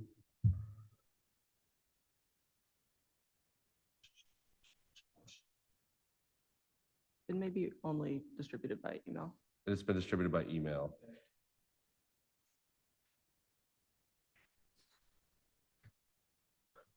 All those in favor? Aye. Opposed? Motion passes. 25098, offered under suspension by Vice President Collins. Whereas the Trump administration has deployed Marines and National Guard troops in the city of Los Angeles to quell protest, and whereas this blatant overreach and misuse of federal resources is already being legally challenged by the state of California as illegal, and whereas this dangerous escalation has been justified by disinformation, including incorrectly referring to residents exerting their right to protest the government as, quote, insurrectionists, and whereas the Trump administration has stated the intention to levy even more brutal force upon other cities who protest ICE raids and detentions, and whereas this illegal overreach and the precedent it sets threatens every municipality, be it resolved that the Medford City Council condemns the deployment of the federal military into the city of Los Angeles and in the strongest terms possible, and be it further resolved that the Medford City Council stands in solidarity with the city of Los Angeles and its residents. Vice President Collins. Thank you, President Bears. I want to thank members of the community who have been speaking out about this and urging city leaders to also speak out in vocal condemnation of the bizarre and jarring federal overreach that we see going on in the city of Los Angeles over the past several days. It is for me, despite writing a resolution about it, really hard to put into words how chilling it is to be living through a moment like this when, in my view, as one counselor and one person, we see our federal administration not only seizing but manufacturing opportunities to perform a overreach and abuse of federal power, to seek to cow activists into submission, to punish people who are using their constitutionally protected right to protest. I think it is paramount and critical that in this moment, all communities, even though Medford may be very, very far away from Los Angeles, but existentially, we are all in the same boat right now. I think that these kind of conditions breed and multiply and exacerbate when we miss opportunities to say loudly and clearly that this is a crime, this is a moral injury against the values upon which this nation was founded. This isn't a slippery slope. We're on the slippery slope. We're careening down it. And I think if any community or person was to think that as these assaults, not only on individual people, communities, protesters, community organizations, vulnerable people, activists, et cetera, but also as the assaults on the very foundations of our democracy continue to get more and more blatant, it is obvious to me as one person that to fail to see that for what it is and call it for what it is will not protect us. Those are the conditions under which these malevolent forces will only get more powerful. I'm sure that we join with other communities in speaking out against this. It is every person's lawful right to protest their government, including their federal government and their state government and the local government. And the Trump administration has been chillingly clear that they have an intent to punish communities that protest illegal ICE raids and abductions. And I don't think that ignoring that is going to make us any safer. Ignoring that paves the way for that to continue and get worse. So this is just a very, very small note of solidarity with the residents of this oppressed community. And I hope that we can stand together in this small show of solidarity with the residents of Los Angeles and the values that they are seeking to defend and amplify with their protests and one small vote of condemnation of this truly historic and crushing example of abuse of power by the current federal administration. Thank you for your consideration. Councilor Lemming. Thank you for the resolution, Vice President Collins. One small point I'd like to make, and I'm not going to generally go into how horrifying this development is, but one thing I would like to point out about this situation is that the Marines that were sent in, 700 Marines, are not trained for crowd control. And that's an important thing for people to understand. The police department, when you have a local police force, they're trained to protect a group of people within a town or a city. Marines are trained to go into a hostile territory and they are trained to kill. That is what they are taught to do. They are not taught to do any sort of crowd control, quell protests. They are taught to kill. That is what they're used for. They are a military force that you send into a war zone. And when I read that 700 Marines were being sent into Los Angeles, that was particularly chilling. And that's not even It's not even saying anything about the National Guardsmen that are there right now, standing there without orders, without a place to sleep, without a place to eat. That's not to mention the $134 million that this whole operation has costed. It's sad. It's not, the military should not be used against protesters. That's all I have to say. Thank you, Counselor Lazaro. Thank you for bringing this forward, Councilor Collins, Vice President Collins. And I appreciate Councilor Lemming's perspective as well as an active duty member of the military. I don't know that much about it. I did know my grandfather was a Marine, but I didn't know that that was their training. Not active duty, sorry, reserve. It's different. Thank you. Again, I don't know that much about it. I think that this has illuminated for me that it seemed for a while like many people were sort of waiting, not trying to go too far or speak up too much or threaten or seem like they were stepping on any toes. And now we've gone past that. And I think it's become very clear that it doesn't matter if you do what the administration asks you to do or if you don't. So I think it's a good reminder to continue on your path in the direction of morality and keeping your head on straight and doing what you know to be right. Because either way, this administration is going to do whatever it wants to do. And as long as we stay focused on taking care of our city and our people, we're just going to hope that we can come out of it on the other side. I think that it's important to express solidarity when we can, and I appreciate Vice President Collins bringing this forward. Thanks. Thank you, Counselor Callahan. Thank you. It is my understanding that the last time the National Guard was brought into a state to assist was with the permission of the governor. It was in 1992 during the Rodney King riots. There were many millions of dollars of property damage, and I believe there were quite a few deaths. And it was requested by the governor to aid and assist. Far, far worse had happened certainly than anything we're seeing in Los Angeles right now.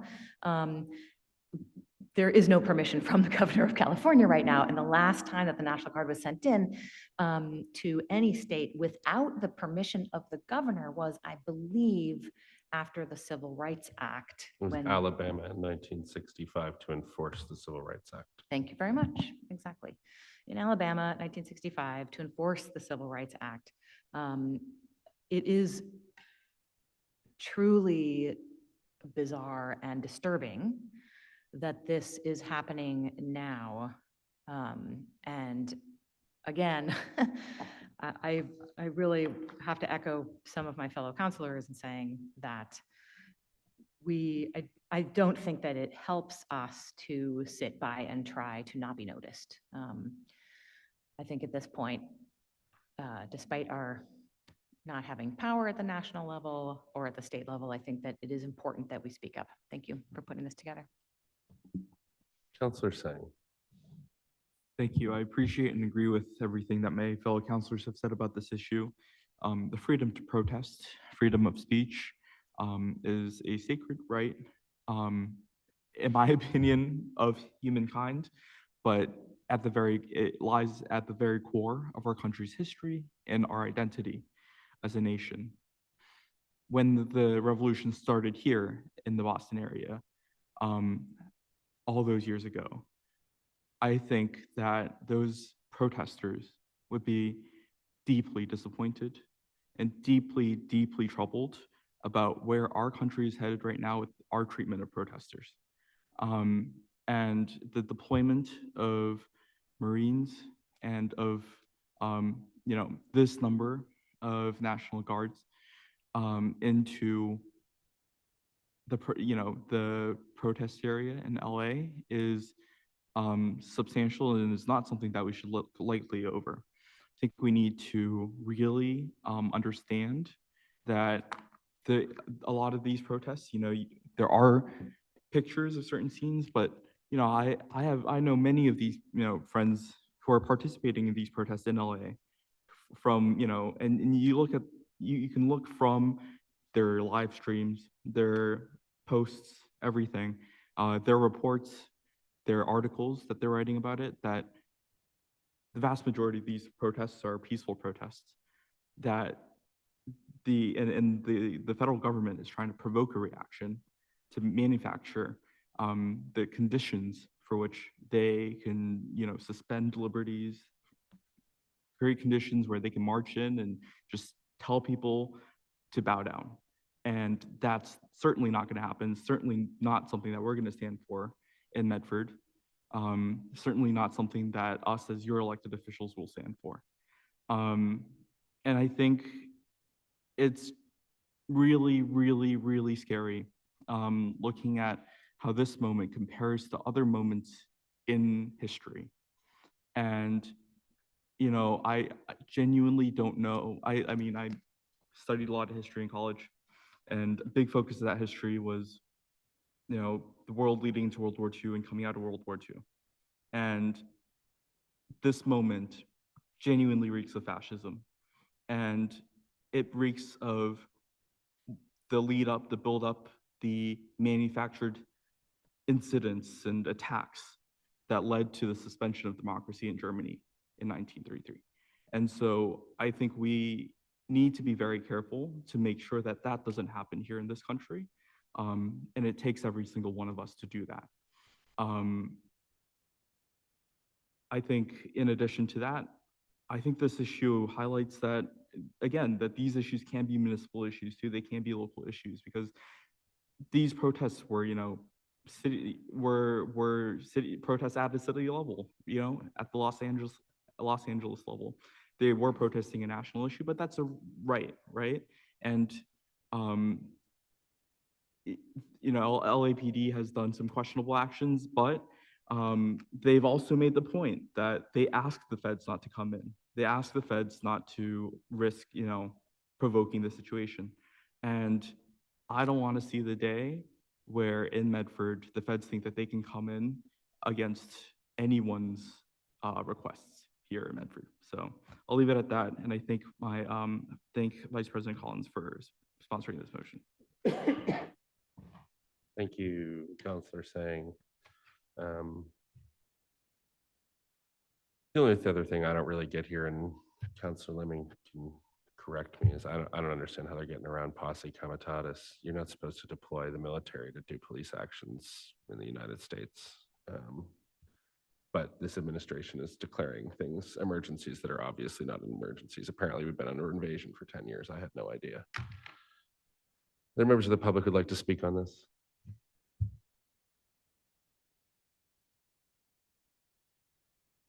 Okay, we'll go to the podium. Name and address for the record, please. You have 3 minutes.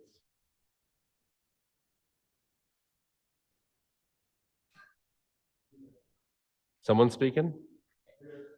Okay. Name and address for the record. You have 3 minutes. Please try to stick to 3 minutes. Sure, yeah. Micah Gusman, 499 Main Street. Thank you, Councilor Collins, for bringing this to the table tonight. This is not just important, this is local. Absolutely, it's local. We are all of our cities live in the United States. This is a total overturning of how federal power is supposed to be invoked in our country against our own citizens. When one of our fellow cities, be they on almost the opposite side of the country, is being attacked by militant, militarized authoritarianism, as far as I'm concerned, every city in the US is. Every person in the US is.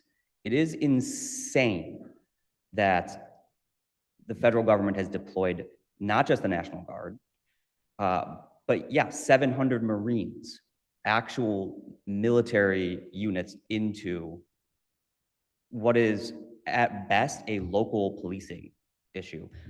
In reality, it isn't because, and you might not know this if all you're doing is watching Fox coverage or even CNN, to be honest, it has been an overall very peaceful protest. It had been until it was directly antagonized and escalated repeatedly by federal agents and agents provocateur. So this is an entirely manufactured thing. There is no risk of safety to any of these agents in the field. And the only actual risk that ended up arising came because of their actions, directly as a result of their actions. And their actions were to actually attack the lawful protesters first. I mean, keep in mind too that one news anchor was arrested or detained from CNN, which is wild, and another one from, I think it was some Australian news channel, was on video, you can see, aimed at and shot at. So with non-lethal or less lethal shot at, she's alive, thankfully. That's buck wild and should concern and 30 piss seconds. every single person off. And I'll leave it at that so I don't get anyone here in trouble or myself on a list. Thank you. Thank you.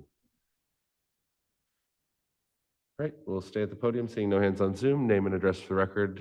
You have 3 minutes. Thank you, Councilor Beers. Just when I thought I was out, I was down the stairs, someone brought up Los Angeles. So the First Amendment is extremely important in my opinion. Besides, I'm a Woodstock graduate. Also, I was one of the first of the 100,000 protesters on the Boston Common against the Vietnam War. You see, we kids had problems. A lousy effing Vietnam War and a damn draft. These kids don't know what those problems are. Thank you for agreeing. That was in 1969, both events. Peaceful protest is good. Question everything. But mostly peaceful, no good.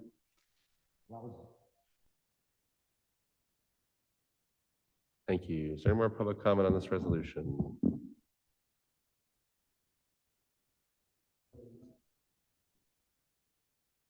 Yep, go ahead. Name and address for the record. You have 3 minutes. Hi, Beth Fascitelli, 39 Carolina Street.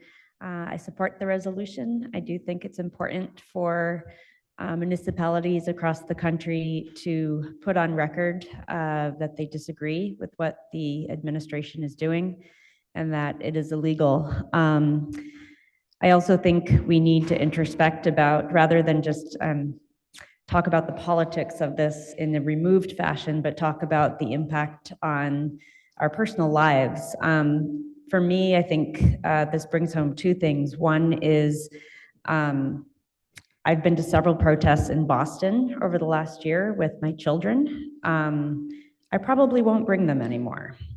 I'm concerned for their safety. I will continue to go, but I think my husband and I we are at a place where we're not quite sure if it's okay to bring our kids to witness or to practice their First Amendment rights and to witness us practicing ours. And I find that to be very, very sad. I also think because Boston is another city that the administration has said that they would like to make an example of, given that Boston has been a sanctuary city. I fear that we will be seeing some of similar actions, maybe not to the extent that they're happening in LA, but I don't think that we're that far from it. So yeah, I personally have a lot of fear, and I think the only way to combat fear is to raise our voices together and to say when something is wrong and illegal. Thank you. Thank you.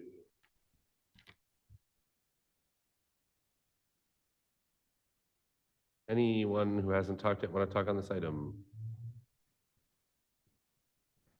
Seeing none in person or on Zoom. Michael, you have 1 more minute. Sorry, I wanted to make sure to add one more thing, just sort of following up on what the previous speaker just said. No one should delude themselves into thinking that Massachusetts isn't on the top list after probably New York.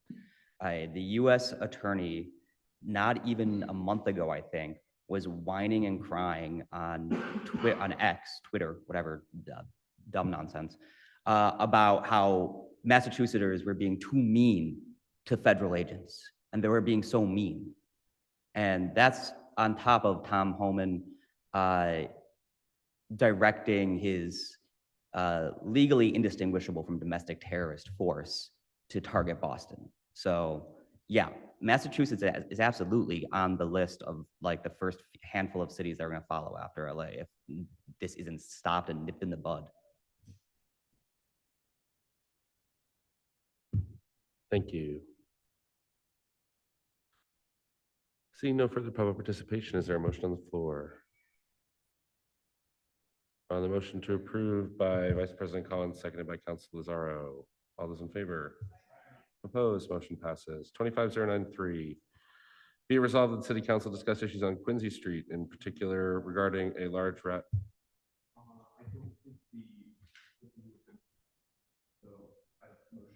On a motion to table the resolution by Councilor Sang, seconded by Councilor Callahan. All those in favor? Opposed? Motion passes. 25095, offered by Councilor Sang, Councilor Collins, Councilor Callahan. Be it resolved, the City Council explore solutions to reduce incidents of heavy trucking on neighborhood streets lacking the capacity, including heavy commercial vehicle exclusions and home rule petitions. Who wants it? Councilor Sang. Thank you. This is a resolution to discuss an issue that residents have been raising up, particularly in South Medford and Hillside, but I know it's an issue in different parts of the city, especially East Medford as well, that these large trucks are going down neighborhood streets that they're too big for.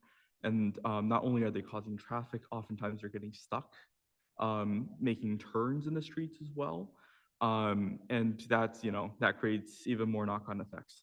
Not to mention, it's bad for pollution and bad for safety of kids, who are trying to cross the street and playing in the street. There's not, the laws are a little complex about this because we can't just outright say you can't drive on these streets. But what we can do as a city is start the process of applying for exemptions from heavy trucking. It does require us to collect some data. It requires us to do some work on our front. So we'll need to work with city staff on this. But what I was thinking is we can meet in Public Works, the Public Works Committee, to provide a forum for residents to come to us, tell us about their streets if they're seeing this happen. And for us to work with city staff to identify a few priority streets for us to apply for that exemption with. Thank you. Councilor Callahan. Thank you. My only was a friendly amendment, which is just what you said, which is to send it to the Public Works and Facilities Committee. I think we can have good discussions there, which include residents, as well as talking to staff.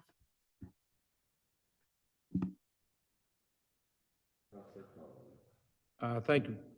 Thank you for this resolution. I know I had some questions because I received the email, and the question that was that I'm glad that it's going to the subcommittee so we can get some answers. I know that Councilor Caraviello has been used to work so hard with the 18-wheelers that were left overnight with the ignition, with the engine still running and affecting our air quality in different areas of the community, especially, I believe, on commercial streets. So that might be something if we could add to that. But I think that with this process, I think that one of the questions brought up that resident asked that what would this entail, that they have a business on a secondary street and usually a heavy truck does traverse that area.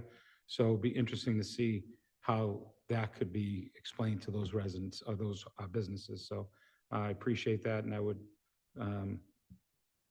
appreciate that and move with my colleagues. Thank you. Thank you. Vice President Collins. Thank you, President Bears, and I want to thank Councilor Callahan and Councilor Sang for co-sponsoring this resolution with me. I'm looking forward to workshopping this in collaboration with community members and city staff in committee. I think that for a lot of people, the need to seek some sort of solution here is really obvious. I frankly find it a little ridiculous that such big, huge commercial trucks are just a part of our residential neighborhood status quo. They are so clearly out of scope and scale for residential areas. And it's just something that a lot of people have had to become inured to. But it is pretty bizarre that a street that people live on and walk their dogs on and ride a bike on, in many areas of the city are also very, very frequently visited by gigantic commercial trucks. It's not safe. It is detrimental to our local infrastructure. It is detrimental to residents' very normal enjoyment of their neighborhood experience. And for a lot of our residential streets, we know that even just normal passenger car traffic is too much traffic and detrimental to our roads, not to mention the traffic. So it just makes all the sense in the world to me that it's time to look at a holistic approach to, not saying we have to ban commercial trucks in Medford. Of course, that's not realistic. They're carrying goods to places that need them for people that need them. But we need a system to make sure that these are going on the roads that it makes sense that can support them and not residential streets where it makes no sense for them to be and where it's not safe. Thank you. Motion to approve. On the motion to approve the referral, or the motion to refer to the Public Works and Facility Committee by Councilor Collins, seconded by Councilor Lemming. All those in favor? Opposed, motion passes. Communications from the mayor, 25039, submitted by Mayor Brianna Legault Kern, fiscal year 2026 budget submission revised. I'll read the revisions. Facilities, or sorry, I'll start from the top. Elections is revised to 394,929. PDS 923,163. Facilities 2,102,129. Police 15,083,897. Parking 1,062,740. Recreation 639,351. DPW Highway 14,029,809. Cemetery 1,072,842. Parks 954,765. Forestry 618,365. Council on Aging 206,057. Insurance 31,220,000. And then total revised figure for the total city general fund budget is $205,852,504.00. For the enterprise fund, water and sewer has been revised to 26,941,022. The total revised total for the water and sewer enterprise fund is $29,277,779. And with that, we'll go to the Chief of Staff and the Finance Director. We also have the Superintendent of Schools and our school finance chief and finance team here. We'll start with the Chief of Staff and then we'll come to you guys with any questions and updates. But Madam Chief of Staff, if you could just speak to the revisions a little bit and not necessarily what they entail in detail, but if there's anything significant in any of those that you want to discuss. Oh, sorry, I got to turn on your microphone. There you go. It was green, so I assumed it was go. Now it's red. Good. All Red right. is good. Well, Thank you, President Bears and members of the council. First off, I want to thank the council for its engagement in the budget process. Year after year, the council asks good questions at the budget hearings, and greatly appreciate that from our office. I don't want to speak for our finance director, but we appreciate all the questions that every counselor asks. Also, as far as these amendments, one thing just for purposes of housekeeping is that there was a scrivener's error in terms of the language that follows the city total, the initial city total for $205 million. The words there are a little bit incorrect because they don't actually reduce the amounts that follow. So the words that are there should really actually identify $205,304,412.76. Again, just a scrivener's error, but I'd like to highlight that for you all. so And that that's you for know. the tax levy that are the Correct. highlighted. Correct. So And for then the purposes of rest the adds up. the hopeful vote, that would be the correct language for this evening. Could you As just far, read that number again so we get certainly, it? $205,304,412.76. Great. As far as highlighting items, I mean, just will do my best to go through at a top level, and I'm happy to answer any questions on the elections budget based on the timing in which we hired our elections manager and then when the budget was submitted. The actual amount that we are paying our budget manager and the amount that we had originally projected are different. Also, there was a minor error there where we missed the increase for the contractual increase for a employee who is going to be going from I forget the title, but I believe it's a senior planner to a senior clerk to a principal clerk or vice versa. I apologize. I get that mixed up a bit. For the DPW cemetery, there was just a stipend that was there, and admittedly, I do not have a full colored version in front of me, so I don't have the red lettering that I had inserted for some of the other budget items. So if you want to potentially tell me what those are, I can. It was elections, was PDS. I could read them off if you want to. Yes, I'm happy to go one by one if that's Yeah, let's do that. efficient. For PDS, I believe that was simply a addition for the Affordable Housing Trust Commissioners, for which I believe we have an ordinance that has a stipend for those commissioners, with exception of the mayor. Got it. Facilities. Facilities, I believe that was the adjustment moving the staff from effectively consolidating the staff from the other departments in the city to the facilities department. So all the facilities staff were in one budget. So namely the library maintenance person, and custodian, same with the Council on Aging, but also now folded in the Chevalier budget into the facilities budget, which was a standalone budget previously, but it was only, as you all know, a salary budget. Great. And since you're going off memory, I can also read, I'll tell you if it's personnel or ordinary. Police personnel.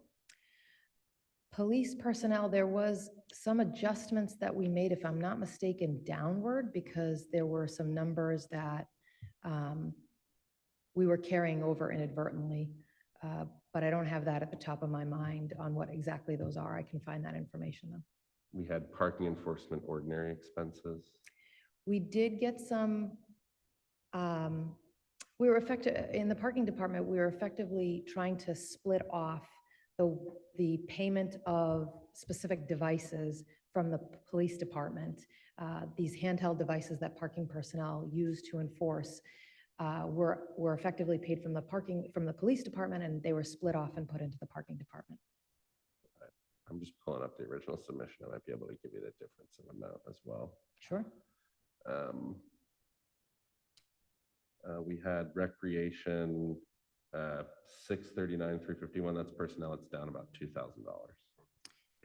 Yes, I know that when our recreation director, Kevin Bailey, was here before the council, there was discussion about training. And I remember hearing Director Bailey indicate that he had hoped that there would be some money in the budget for training.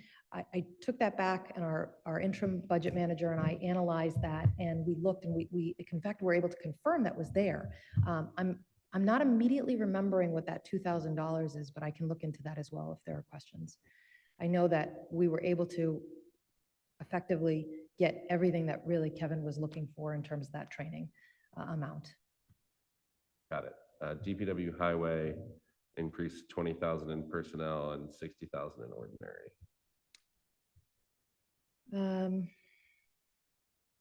I don't have that one off the top of my mind.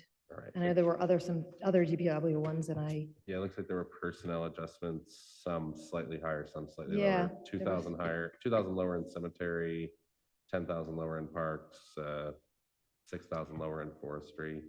Yes, a number of those would have ultimately been proposed increases in the overtime budgets. But the timing, the nature of the timing of the original budget submission and the first revision to the budget submission was such that it was difficult to get those numbers in. It was just a Thursday and a Friday, just the way it worked. So they're really slightly modified numbers in general. Yeah, there's a $4,000 reduction in personnel on the Council on Aging budget. Is that similar? That is, I can't confirm that off the top of my head. I'm wondering if it's the retirement of the administrative staff person, Suzanne Lentine, who's done an incredible job for, I honestly don't know how many years, but I've enjoyed working with her. And that may be just the retirement there. Got it. We love Suzanne. Best wishes to Suzanne in her next adventure. Insurance, we had 31,105 million go up to 31,220 million. Yes, we increased that to a degree as far as the additional FTEs that we were anticipating in the school department. As the council may know, we effectively ended up bridging the gap with the school department, partly by taking some capital items that they had planned for inside their budget and placing that outside their budget. Some of those capital items are on the council's agenda for this evening. And so we certainly hope that those will also pass for the purpose of the school department. And then we added some funding to the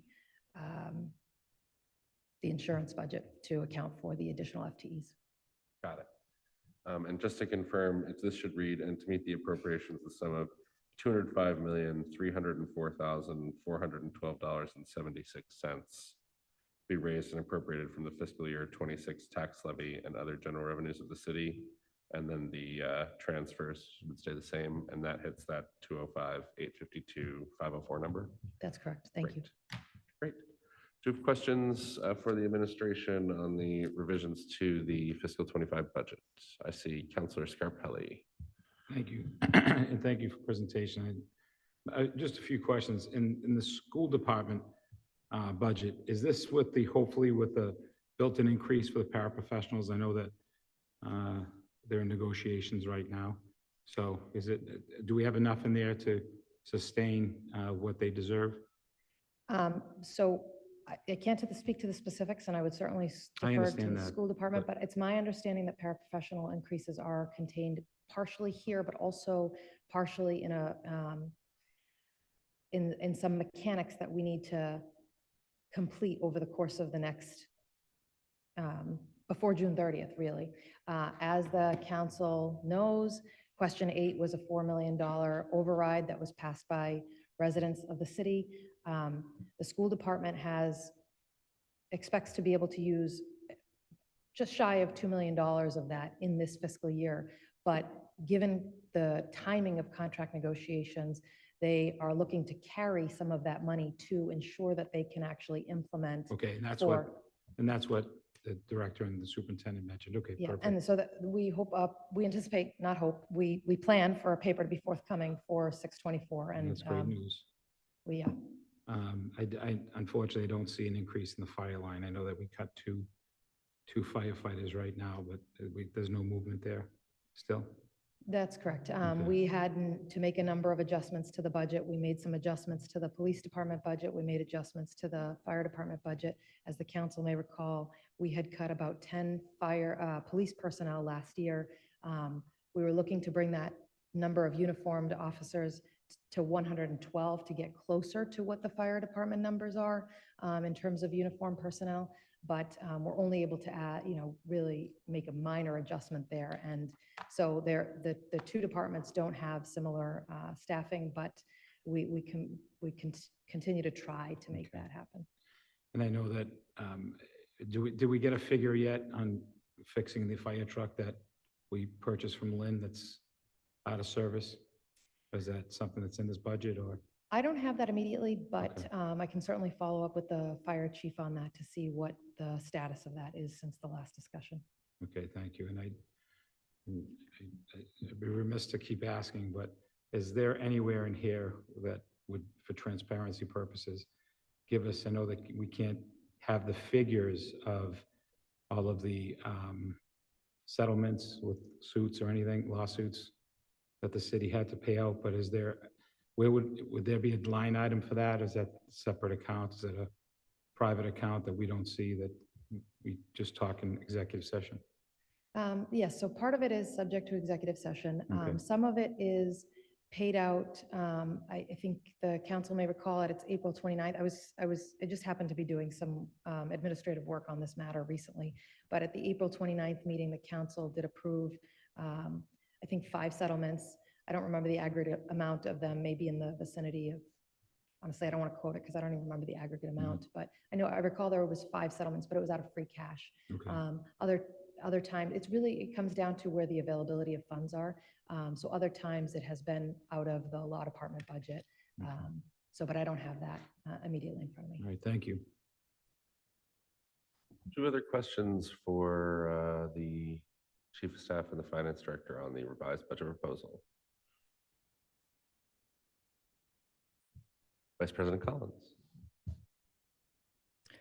Thank you both for being here again, and thank you for all of the presentations that have accompanied the budget submission so far this season.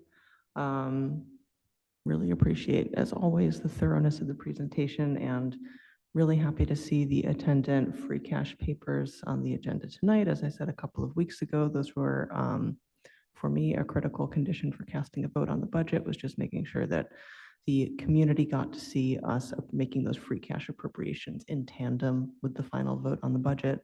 And I understand that we are expecting some additional appropriations into stabilization funds in, I think, probably in the next couple of weeks. Could you just quickly speak to what we can expect to see at the next regular meeting in addition, in relation to stabilization fund appropriations from free cash? Yes, thank you. We've kind of already touched on the school one. The discussion that we're having and that we're just checking with legal counsel on is potentially establishing a school stabilization fund to address the carryover from the Question 8 override that is effectively just implementing the Question 8 as presented to the voters. We also, as is presented on at tonight's on the City Council agenda, are proposing to replenish the existing stabilization funds we have. Most notably, I think, is just the capital stabilization account, where we've spent approximately $1.5 million and are looking to replenish that back to $5 million.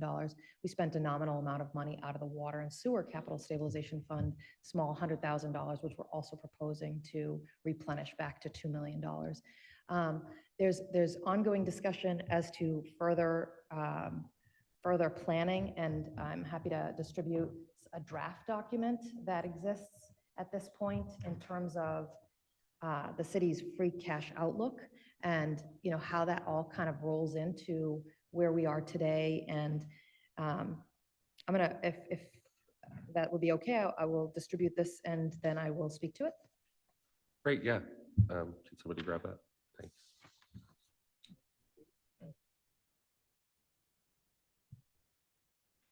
Thanks, Kid.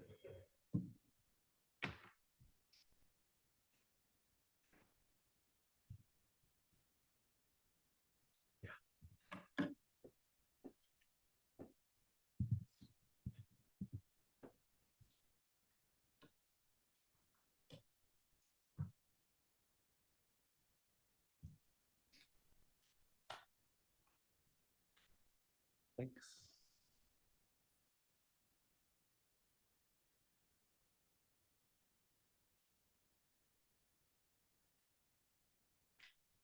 Thank you again, VP Collins. So what's presented before the council is the original free cash certification to the city of Medford for effectively the close of FY '24. And I think we might have a date here. Yeah, that date. See, this is why this is more draft. Bob got that in early. Yeah. Wow. Bob is the time travel. I mean, we always talk about time travel with Bob. So as the council knows, we had 28.3 million certified in free cash as of 6/30/2024. Of that amount we have used, we've allocated, we haven't actually spent it necessarily. We've allocated $6.18 million, which would leave $22.12 million remaining. And as seen as in this graphic that's before the council, but for description purposes for the public, we estimate we have about $550 million in existing needs. The largest chunks of those are obviously what we know to be some of the reports we've conducted and the assessments that the city has conducted. $200 million for street and sidewalk backlog, $250 million in water sewer infrastructure work. Obviously, there's also retained earnings that can support that. Then there's, $70 million in lead line replacements. And then we get into some of our, I'll say, smaller numbers, but not particularly smaller because the estimate for Freedom Way is $15 million. Then we have things that, going down in number, $3 million potentially for accounting software and implementation. We've got the City Hall HVAC, which is an unknown cost at this point in time, which we're looking into. City Hall bathrooms, it's wild what things cost these days, $1.5 million. Oak Grove Design and Construction, $4 million. Equipment and vehicles in our capital plan, which we'll be reviewing this summer, $3 million. Potentially, any spikes in pension liability that we have to address, but hopefully not. Our finance director is an ex officio member of the retirement board, and both he and others, we work very closely together and we try to collaborate the best possible. So hopefully we'll be okay in that area. I know dive equipment was one of the items that this council had presented in its write-up for items that it would like to see for FY 26. It's just one that we need to kind of look a little bit more closely at in terms of overtime potential impact. And then Hagner Center, I'm sorry, I tried to go in a descending order, but then I wasn't. So in any event, that's a considerable amount of cost and limited amount of funding in the end. Thanks. I'll go to Councilor Lazaro and then Councilor Callahan. Just a quick thing about the overtime regarding the dive team. When I spoke to Chief Evans when he was here presenting on the budget, he said that the way that it would be structured would be that there would be 12 individuals on the dive team, 3 people in each segment that is always on staff. So it wouldn't have an overtime requirement. Is there a timeline plan for like when each of these things will be considered as part of do you have a timeline in mind? As I think the mayor stated at the budget presentation, we're looking to review that. This is basically one of our major summer projects. Dive deeply into this, no pun intended whatsoever, because I do take that matter very seriously, and look at all of these areas and actually go at a much more granular level that's right here, including looking at the timeline in which we could potentially implement. We have to obviously look at multiple ways, as noted here. The city has to considering the amount of demand that there is on such a small pool of funding, the city has to consider strategies to potentially use borrowing to accomplish a number of these things. And this is mainly for illustrative and informational purposes, but there's a lot more work to be done behind the scenes of this. I appreciate this all being written out like this. I think it's really helpful. And I think it would be really useful for us to have this for the public to see how these things are all being thought of and balanced, and how many demands there are on the city's funds. My hesitation is just that the money is not spending it isn't making anything work better. So I just think we know what the demands are. Let's meet some of the demands and then meet the other demands later with borrowing. Like the things need doing is my perspective. I find I sometimes start to get frustrated when we know what needs to be done. We have a list of things. Just because we can't do everything all at once doesn't mean we do nothing. That's all. Thank you. If I may, President Bears, thank you, Councilor Lazaro. I empathize with the sentiment because I think that sometimes government moves at a snail's pace. And I have felt that way my entire career, and I continue to feel that way. And I can tell you, we are definitively doing everything we can with the resources that we have and with the limited timing. This month has been particularly busy in terms of budget, but also in terms of litigation. What we don't want to do is effectively distribute funding without fully thinking it through, potentially distributing, funding in such a way that we're not considering the entire organization. I don't think we want to make quick and rash decisions on some of these things when there's such a demand and such a need from our departments. To only be fair to departments to look at things comprehensively is kind of how we're trying to approach things the best we possibly can.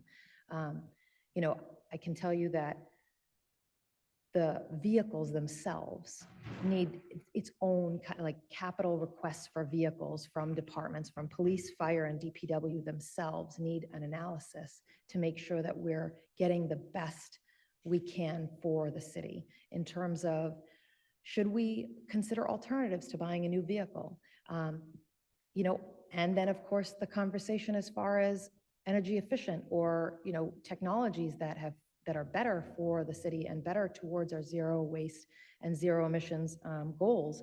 All of these things come into play and require more in-depth analysis, just as an example.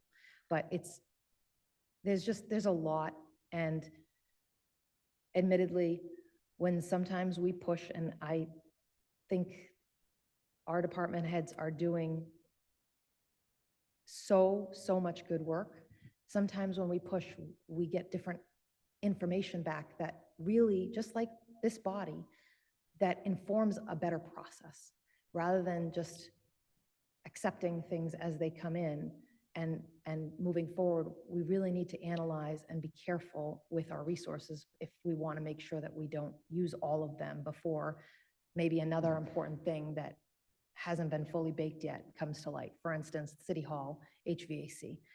It's not fully baked yet at this point. And candidly, we've had issues in terms of heating in the heating season, and we've actually had to close City Hall.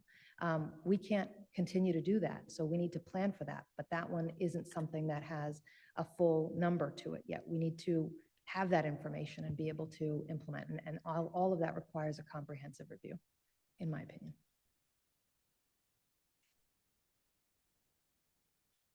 Thank you, Councilor Lazaro. Thank you, Madam Chief of Staff. Councilor Callahan. Thank you. So I have been asking about this sort of behind the scenes. I'm going to just be more public now. I understand that it's important for the city to have certain savings accounts, the stabilization funds. I understand that we need to maintain certain amounts of money in those accounts. And if there's a certain amount that we should maintain in free cash, I understand that as well. However,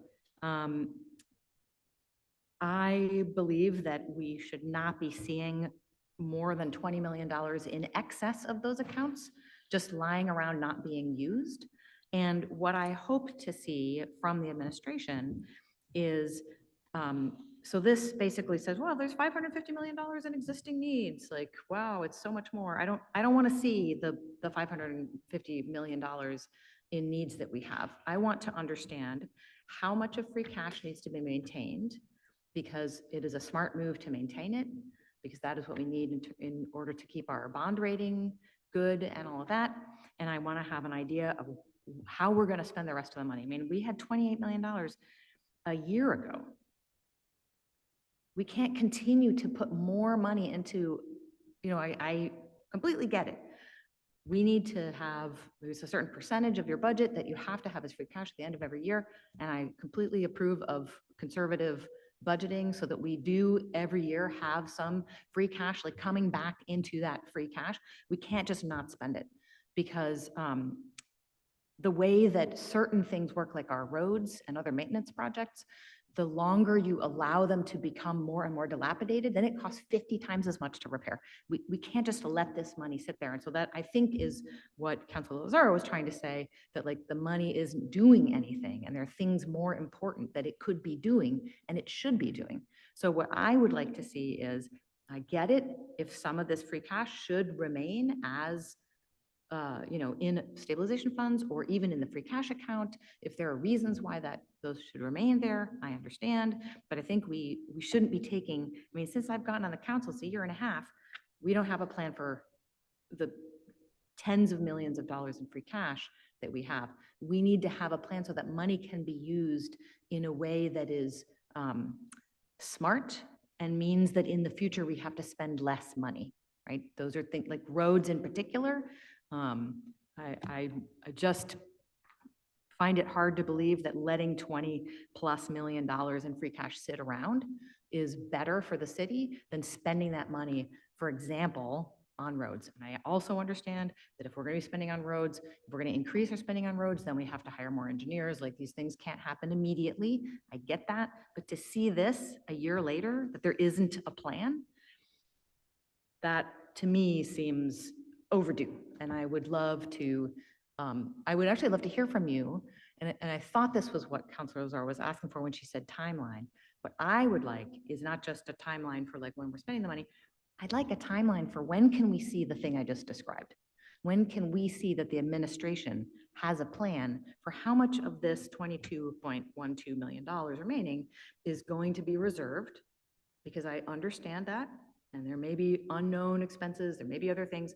I get that. That's what we have what we have the stabilization funds for.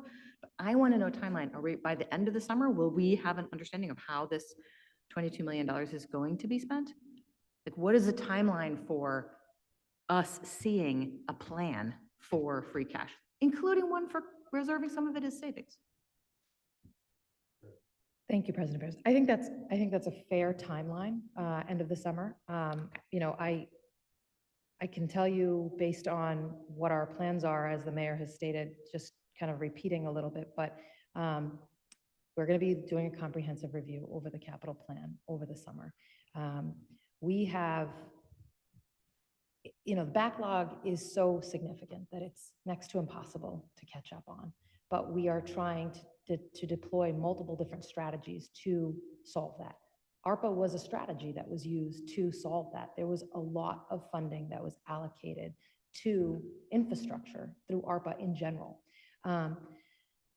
There's also inherent challenges, and you've touched on them, but there's staffing challenges, there are procurement challenges in order to actually complete certain projects.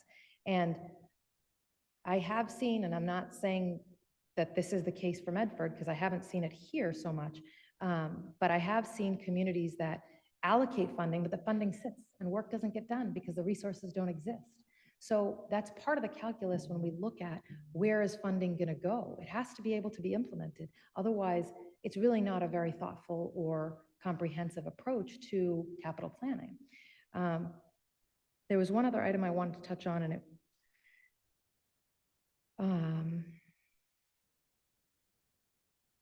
it's not immediately coming to me in terms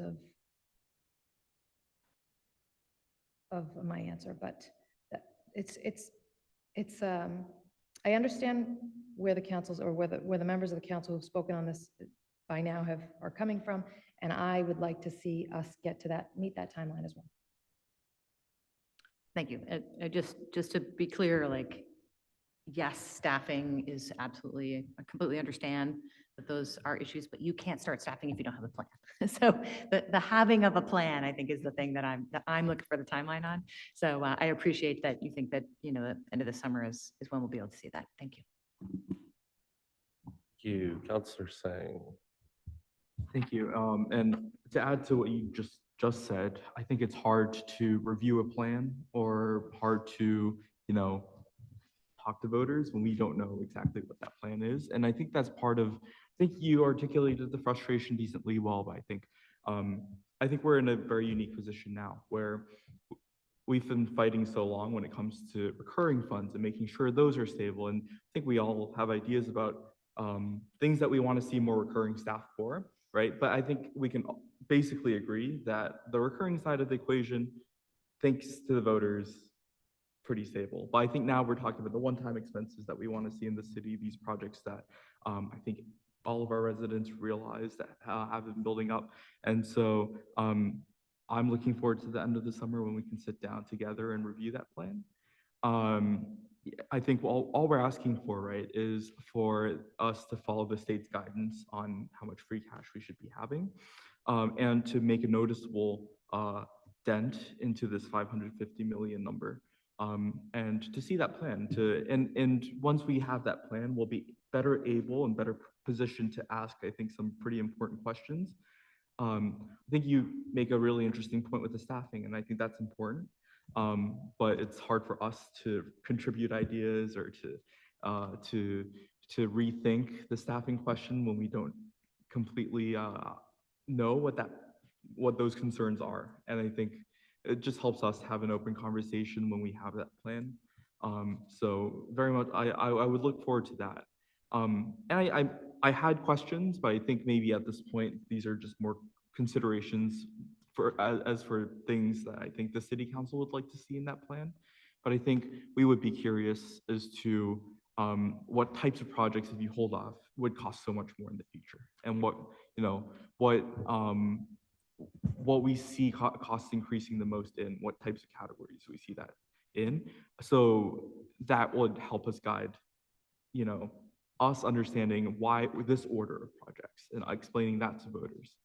I think we would be curious as to what things might help us in the future actually increase efficiency at City Hall as well. I mean, I think many of us think the accounting software might be an example of that, but equipment, like I think that this question ties in the last one, like maybe it makes sense to invest in certain vehicles because that improves the efficiency of the certain, forces that we have out in the city. So I think those are factors that I would be looking for in that plan that we'll hopefully get at the end of the summer.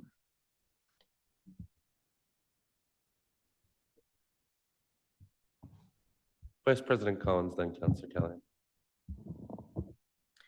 Thank you, President Bears. I appreciate this discussion, and I think that I'm getting the sense, not to speak for my fellow councilors, members of city staff, but I think that we're all feeling, a similar tension with all of us, being heavily invested in wanting the city to do what we know that it needs to do, and feeling that energy and feeling that urgency and impatience rather. And I think that this conversation is going in a really productive in a really productive direction rather, sorry. As we're talking about, when can we expect to see a plan, and how do we do the work of prioritizing and doing kind of a how fast can we onboard assessment of these various needs that we know that we have. For myself, I think that a couple of my fellow councilors were kind of already getting to this, but just to put it a different way, I think for myself, one thing that makes me feel particularly, I won't say frustrated, maybe like impatient, is knowing that some of these, in this very, very large, like $550 million bucket of things that we know that we need, and at least have for most of them, like rough estimates for, that there are some things that are comparatively still a lot of money, but a really small piece of that pie compared to other needs, compared to the amount of free cash that we currently have. And some of them would be relatively faster to onboard than others. As we go forward, I would really love to see both the plan for what to appropriate, but also kind of the plan for how to plan, like the plan for what to onboard in what level of priority, kind of take those factors into account. Like I was just out of interest, as we were talking about this, looking at even, I know this is what's on this chart is a really small sample of a lot of the needs that have been articulated that are in the milieu and under consideration. We have things like the dive equipment, which are 0.56% of our overall remaining free cash balance. And if we're going off of our amount of free cash to spend before we get to that best practice number of 10 million in reserve, then it's 1% of what we have to spend to get there. And then we have other things that are like the whole pie that we could spend, that 12.12 million and still have many millions more to go before we fulfill them. I think for myself, as we're putting the plan together and really committed to seeing the fuller plan by the end of the summer, I think that's realistic. Certainly will be impatient to see it. I would especially like to see prioritize the items that are a relatively smaller percentage of the overall number that we have to spend before getting to that $10 million number for amount that we really should keep in reserve, especially filtered through what is a relatively smaller number and what is there a more fleshed out plan for. Like the dive team, we've heard about that from the Medford Fire Department. I know that that's something that has been on the mind, something that that department has been talking about wanting to onboard. And then there are other projects that I think obviously should be intuitive to everybody that are a much longer planning process, things that have been planned for forever, things that will continue to have to be planned on a longer time scale, like some of our major infrastructural overhauls. All that to say, I would like to see a plan really as quick as it is possible to see one. And as we're doing that, I think it would make a lot of difference to the community to see certain kind of quicker to ship, so to speak, projects fast-tracked in the implementation plan, because there are things that we know that we need, that we know that we can afford, that we know we have a draft plan on, that it's frustrating to see us not doing, such as the dive team, because that's just a really visceral thing that I think a lot of us would like to see us be funding. So the overall plan makes sense to me, but just to put in a plug that I would love to see kind of a separate fast track for those projects that we've already identified that we know will be cheaper and a little bit faster to implement than some of the longer term systemic projects that really have to go on that really, really steady and slow pace. Thank you. President Bears? I know, so there's been a lot of discussion on the dive team, and I think it's really, it very well could be, as Councilor Lazaro has stated, a pretty simple, and Councilor Collins has stated, pretty simple thing, but there are some nuances and some details that may be worth explaining to the council at a high level to say, I don't necessarily know all the answers to these questions, and this isn't something that we're holding off just to hold off. We're truly just trying to be prudent because we want to, when we take action, we want to make sure it's the right action. We want to go in the right direction. We want to see as much as we can possibly foresee. I understand the 3-person scenarios, but one of the questions that I need to ask the fire chief is, what happens if one of those members is not available? Does that mean that another member in that group of 12 would now need to be called in on overtime to fill that? Like, can the dive team function with 2 people, or is that additional person coming in on overtime to fill that 3rd person slot on that shift? Also, there are some reoccurring costs. I think they're smaller, but I do want to analyze them at a deeper level to understand what the impacts are.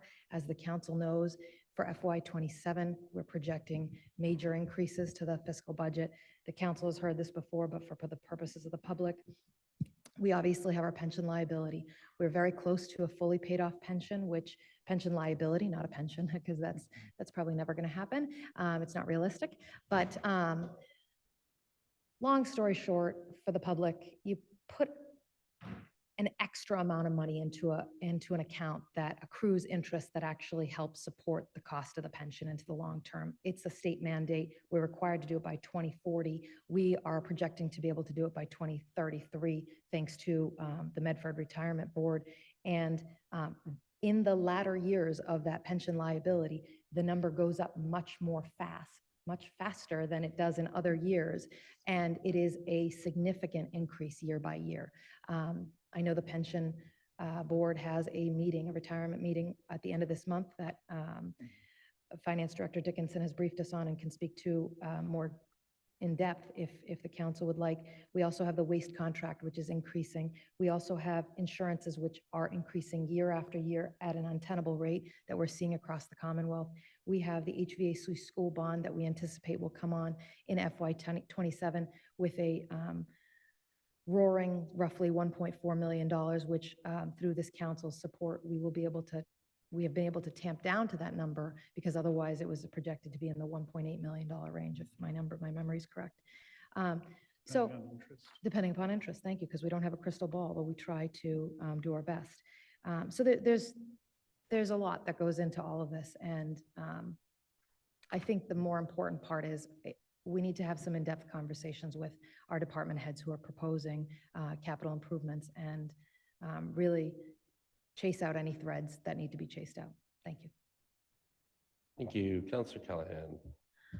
Apologize, I forgot to ask a couple of questions. So more than half of this 550 million is the water and sewer infrastructure work plus the lead line replacement. And I just wanted to ask how much of that, like we have the water and sewer enterprise fund. How much do you think we will be using other savings accounts to work on one or both of those two items? I think it's particularly hard to say, especially with the new, I think the lead line replacement is a relatively new piece of information to the city, all things considered. We also, not too long ago, didn't really have the backlog work number either for water sewer. So some of this is rapidly developing. I know that through work of our DPW and partnership with city departments and hiring of a consultant, we're still in the process of evaluating the entire study, because I believe rates are the last piece. I don't believe we've seen that component as of yet. And so I think it's early to be able to answer that question. I wish I could answer it, but I think that rate study will inform this process, because that rate study is considering that liability. And then there is the question of whether, the rates are the place to place that, and what legal avenues the city would have. And now I'm just stating laws and nothing to do with things that have been discussed as of yet, but should any of it be offset by general funds? Because that discussion has not come up yet, because it's a little early in that process. And I perhaps it probably never will come up, to be honest, because the idea behind an enterprise is the enterprise is self-sustaining. The unique thing about Medford is, I don't know that it's all that unique, but by and large, most homeowners most property owners also have water and sewer.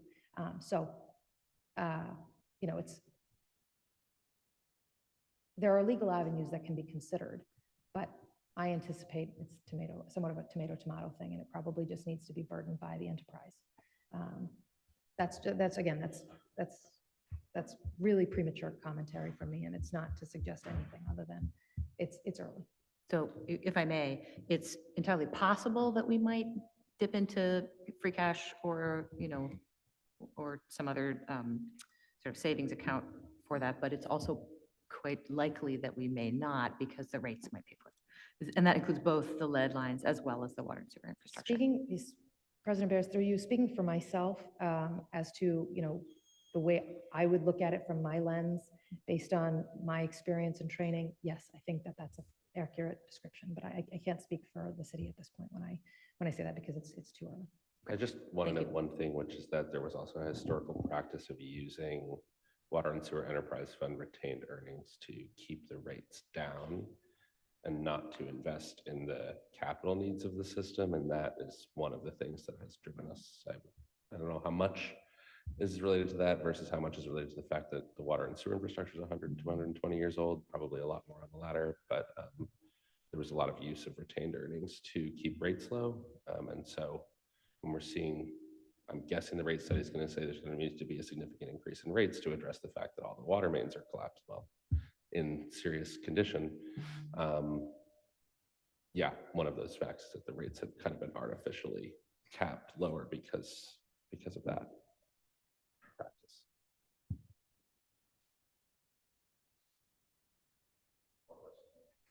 No, I'm sorry, thank you. Great. I'm going to go to Councilor Lemming and then Vice President Collins. So at the beginning of this year, we had about 28 million in free cash, and we're seeing here the updated version was 22.12 million. So at the beginning of the year, Medford had, as a percentage of its operating budget, 14.48%. That amount of free cash is 14.48% of the operating budget. Now that it's 22.12, it's like 11.3%. The average across the Commonwealth is 9.4% across all of the 351 cities. So Medford, in terms of, at the beginning of the year, we ranked about number 44 in terms of cities that had free cash as a percentage of operating budget. So pretty high, but not like necessarily an outlier.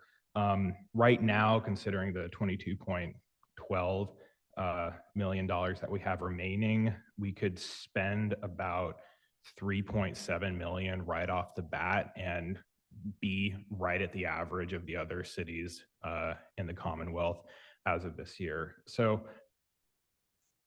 yeah, 3.7 million could be spent immediately. And there are some parts of the operating budget I was noticing as well where you're sort of over budgeting for certain positions with the idea that would be with the idea that we should have that many positions. But for instance, the police department, they were saying that they had 90, I believe, just going off memory, it was 93 that they currently have. They said an extra 3 were in the pipeline. We're budgeting for 107, and there were some other parts of the budget that were similar to that. So there's going to be more, like, I assume that a lot of those unfilled positions are just going to be going into free cash. So,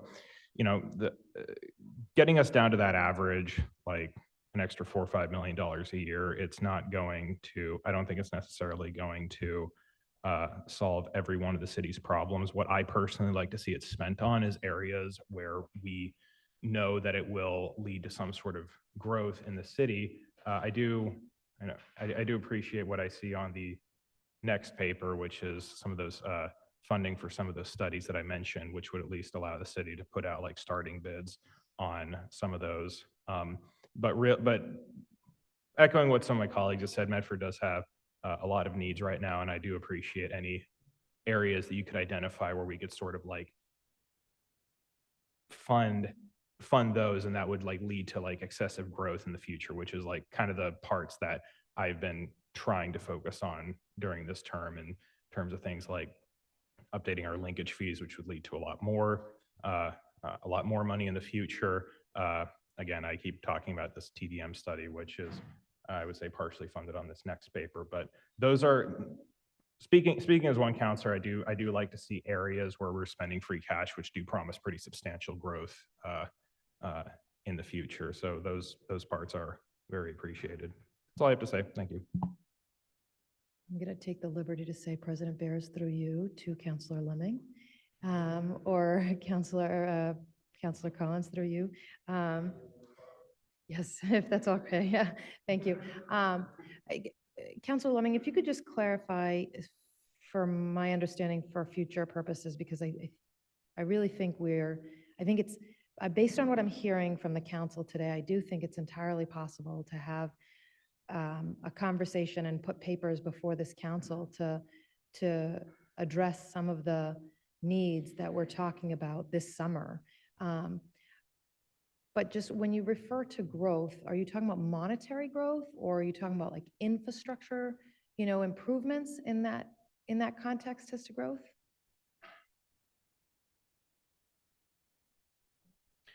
Mainly monetary growth. Like I do like to see the budget that we have be in a healthier state. I do. So that was what I was referring to when I said that just now. I do appreciate what my colleague, Councillor Callahan, was just saying about trying to also put the money towards those areas where if we don't fix them now, the cost will just end up skyrocketing to fix them in the future, which in my mind also relates to the monetary growth issue, because patching up those areas will end up saving us money like 10, 20 years down the line when it does end up getting torn up. So that's the way I'm thinking about this, is where can we apply money now so that the overall picture will be better 20 years in the future, and we're not spending even more money than we normally would, like fixing up a ton of roads. So I do appreciate that distinction, but to me it's sort of like they're one and the same in a lot of ways. Thank you, Councillor Lemming.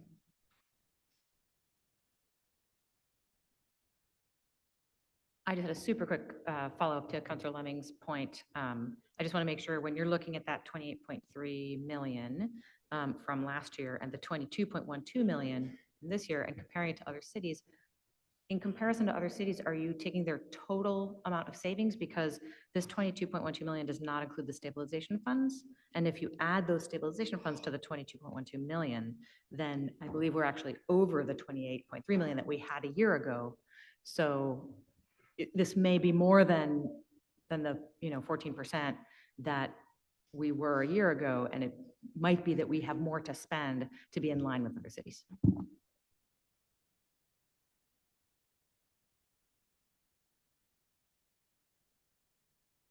That was a bit of a sidebar here about what's on for schools. Do you need an answer to what you just said, or am I going to Councilor Lemming? Okay. Right, so we were, I mean, we were one of the very few municipalities that didn't already have some sort of a stabilization fund beforehand. So the data that I was referring to, I just took from the Massachusetts state website, and it offers a breakdown of free cash from other municipalities this past year. So it didn't specify the size of the various stabilization funds in those cities, but I'm also going with the assumption that those cities already had stabilization funds that Medford, for some reason, didn't for years and years beforehand. So, but you are, I mean, you are correct that that data is available somewhere on the website. I would just have to pull it up and do some Excel macro magic to get a better picture of those percentages.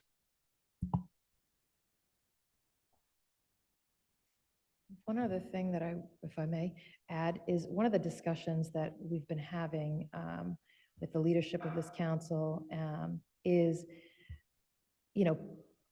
potentially, and I should have mentioned this earlier, but potentially placing some of the free cash funds before June 30th into a stabilization fund. I think this may have been what you were asking, Councilor Collins, and I didn't touch on that. I should have. Into a stabilization account before June 30th, so we're able to spend that free cash in fiscal 26 to actually be able to do the things that we've all been talking about here tonight. Those things that we know that we can get through, but we just need a little bit of further capital planning. So I just mentioned that to say, that's all on the horizon, and that would have to happen immediately. So Yeah, I was going to bring that up if nobody else brought it up after everyone had a chance to speak, but since it's been brought up, I just wanted to say, I think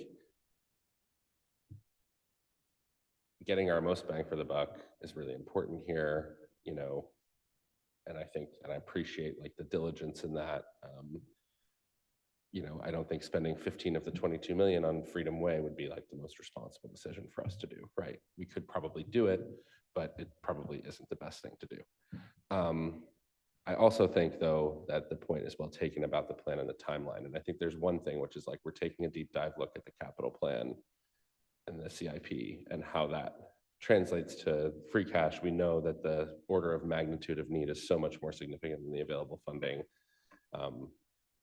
But I think there's another piece of this, which is just to be really clear and say, and it goes to the point of like establishing either using one of the existing funds or establishing this fund for capital investments, right? Which is we have a stabilization fund that is like the stabilization fund that is the reserve fund. And that meets the purposes of what the state talks about when we're talking about having reserves. And I think understanding that is our targeted reserve balance fund. This is the fund we're really planning not to touch. It's our rainy day fund. It's our reserve balance fund.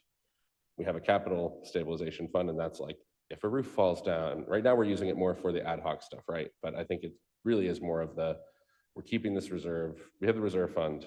We have a capital stabilization fund, which is for things that happen during the year, for emergencies, capital needs. And then we have an investment fund, which maybe we won't get there this year, but I think it should be all of the rest of the money that is available in reserves, the fund balance for the city, essentially, right? And that is the money that could go to these larger capital needs. And to me, I think really being clear with the public, like, here's our reserve fund. This is the target and goal balance. We're at that, and we will replenish that every year if we ever use it. Here's our capital stabilization fund for emergencies, and we are going to replenish that every year, and we're using it for capital emergencies. And then here's our capital investment fund, and that is, you know, for these bigger questions. And just having that delineation, instead of just having it be nebulously free cash, free cash, free cash, and then anyone can say whatever they want about free cash, even though it may not be related to reality of free cash, it gets much easier to explain to people why we have these fund balances, where they are, what are our targets and goals, and what are their purposes. And so that's the work that I think we've been talking about that you just raised, that I really hope we can advance, because we can do that and be a lot clearer about the system that we're using to hold these funds and why they are in the buckets that they're in. And hopefully we have, you know, good growth years, and the free cash is just essentially replenishing those stabilization funds, and then the balance can go into an investment fund, or however we would want to do that.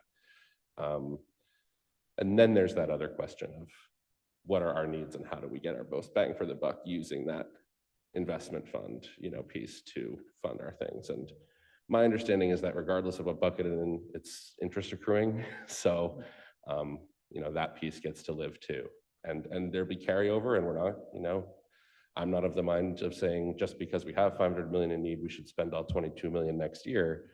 But I also agree that we need to be moving it faster. So those are some of the discussions we've been having, just to put that context out there since you raised it. And I think that would be really informative and helpful. That first piece of just like, this is where the money is and why. And quite frankly, as little of it as possible in free cash, since that gets twisted. That I think is really helpful. And then, you know, and that's not to diminish my fellow colleagues' longer questions about being more urgent on using the funds available for one-time projects, and what is the plan as relates to the capital plan. So it's just, those are the kind of two pieces that I really think about it in. If you want to talk, since I just talked for a while, then I'll go to Emily and Kit. Thank you. No, I think that's a very helpful characterization to the discussions we've been having. I think the only thing that it reminds me of that I think is worth noting here is a little bit of historical timeline, where we've been. And I'm going to try to avoid a slippery slope here the best I can, but I just will say that as of December 31st, 2024, we were, which obviously was, you know, less than 6 months ago at this point, we were still closing in on the planning on ARPA, right? We had to commit every dollar under ARPA less than 6 months ago. So that was our last in, first out, right? That had to be our last in, first out model, because we can't lose that money. We could never turn to the city and say, you know, well, we received $48 million in ARPA, but we weren't able to commit that in time. That was the highest priority we had at the time. And we've successfully completed that task. We will successfully complete the task of spending all that funding by 2026, same time frame. But just a little quick look back to where we were, why we might have the dollars that we have is because we were committing the ARPA funds first. It had to be done that way. So now we're through the budget season. We have other major and pressing topics in front of us. We are 100% committed to do this capital planning, as the mayor has stated, and I can't say enough, this summer. So I understand where the counselors are coming from. I just wanted to kind of just take a quick look back to where we were and present that as a part of the discussion so that it's not lost on anyone where we were coming from. Thanks. Yeah. And you know, I really appreciate that. I know that it was a real rush to the finish line on the ARPA stuff. And I know how important that was. And that, quite frankly, we wouldn't have this free cash reserves funding for capital investment question if we hadn't done that, if we didn't have ARPA, and if the federal government had never come in, because that was basically what is the reason for most of these balances. And I just want to say, I think one of these is kind of just financial question, like where's the money, why is it there, what is the goal of each of these things? And then there's how are we spending it, which is a much bigger question where like the prioritization comes in. So that was just what I was trying to add by kind of framing those two buckets of process. Councilor Lazaro. Thank you. I just wanted to because I kind of had this realization recently and I wanted to reiterate something that Councilor Callahan said and something that President Bear said, which is that the Capital Stabilization Fund is also a rainy day fund. And in some contexts, people will say that a city's funds that it has as rainy day funds, that it's counting when it's looking at your bond rating, includes the Capital Stabilization Fund and free cash, but you can spend the Capital Stabilization Fund when you need to. You can't always spend free cash. So it feels to me that it's a little bit confusing to say that free cash is being spent on replenishing the stabilization fund. It's not being spent on anything. It's going into a fund that we would then spend on something else if it were to come up. It's just being held. We still have it. And it's more available then. And that the percentage of our budget that is being held in rainy day fund, I think is too big right now. And that we should be spending it on projects so that I think there's a fiscal irresponsibility in holding on to money and not spending it on things that need to get done, just the same as it is on spending it on too many things too quickly. Just like in a household budget, if you're not making improvements to your daily, the way that you need to make improvements, that can be just as irresponsible as spending too much. So all of that, you can look online at the DLS website, as Councilor Lemming was saying, compare all the different cities, and everybody's all over the place, but I really think that we can afford to do a lot more work to keep the city running more smoothly, and we just have to be a little bit more bold. So I'm done. I'm stopping now. Thank you. Thank you. Vice President Collins. Thank you. I appreciate that. And this is a clarification that I wanted to make to my point that was like about a half an hour ago. So I'll just make it super, super quickly. I really appreciate the clarity around the dive team. And I know that we've been bringing that up, perhaps a disproportionate, or at least for myself, a disproportionate amount, because it's something we've talked about recently, something that's on this sheet. And maybe this is distinct from the point that other counselors were making, but for me, that is just one example and kind of a host of things at that tier that are relatively quick to ship. I would also put into that category some of the transportation and cycling network related improvements that we talked about in the committee of the whole in the past couple of months. I think those kind of fit a lot of the same metrics. So again, I don't want to restart our conversation on that topic, and I understand the complexity around that. I know there's complexities and questions to answer with any of these funding decisions, but more just to illustrate the point that for me, there is this category of really meaningful, in a lot of cases, community safety related improvements that we could probably onboard really quickly that would make a relatively small percentage dent in the amount of money that we're trying to either put into the appropriate stabilization fund or spend in the shorter term instead of appropriating into a stabilization fund. That I think would be really, really meaningful for the community to see us onboarding in the context of the grander planning and appropriation work that we are going to be doing, both by the end of this fiscal year and over the next few months. So I just wanted to make that clarification. Thank you. Thanks. Do we have any further questions from members of the council on the budget? Seeing none, do we have any comments from members of the public on the proposed fiscal 26 budget? Yes, name and address for the record, please, with 3 minutes. Sure. Micah Kesselman, 499 Main Street. I just had a question. One of the things, we're talking about when looking at the free cash is that, what isn't moved to replenish the stabilization fund is then like invested in some whatever index or whatever. Are there, well, I guess I'm just saying you guys, but are there local like vehicles for that type of an investment that could actually funnel development as an investment in the city of Medford rather than going into some hedge fund or whatever index fund? I guess that would be some sort of like what I'm curious about, because then that makes that investment actually productive for the city while it's actually accruing value at the same time. And that would effectively be a win-win. So Yeah. I don't know if that's something you can even really look at or consider. I'm gonna look at Bob the whole time because I think I'm gonna watch his face as I make mistakes in what I'm about to say, and maybe Bob can correct them. But my understanding, what we're talking about here, funds that are in the stabilization fund are free cash, essentially the city's cash assets that are not committed to something. That the treasurer, it makes it, those are, we basically pool that with other cities through a state vehicle, and that is how we hold those, but I'm not 100% sure. I'm gonna go to Bob. The treasurer holds all the city's funds.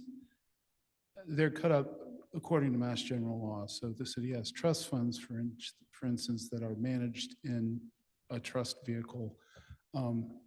Obviously, the treasurer needs to have available funds for cash flow for things like payroll and AP warrants.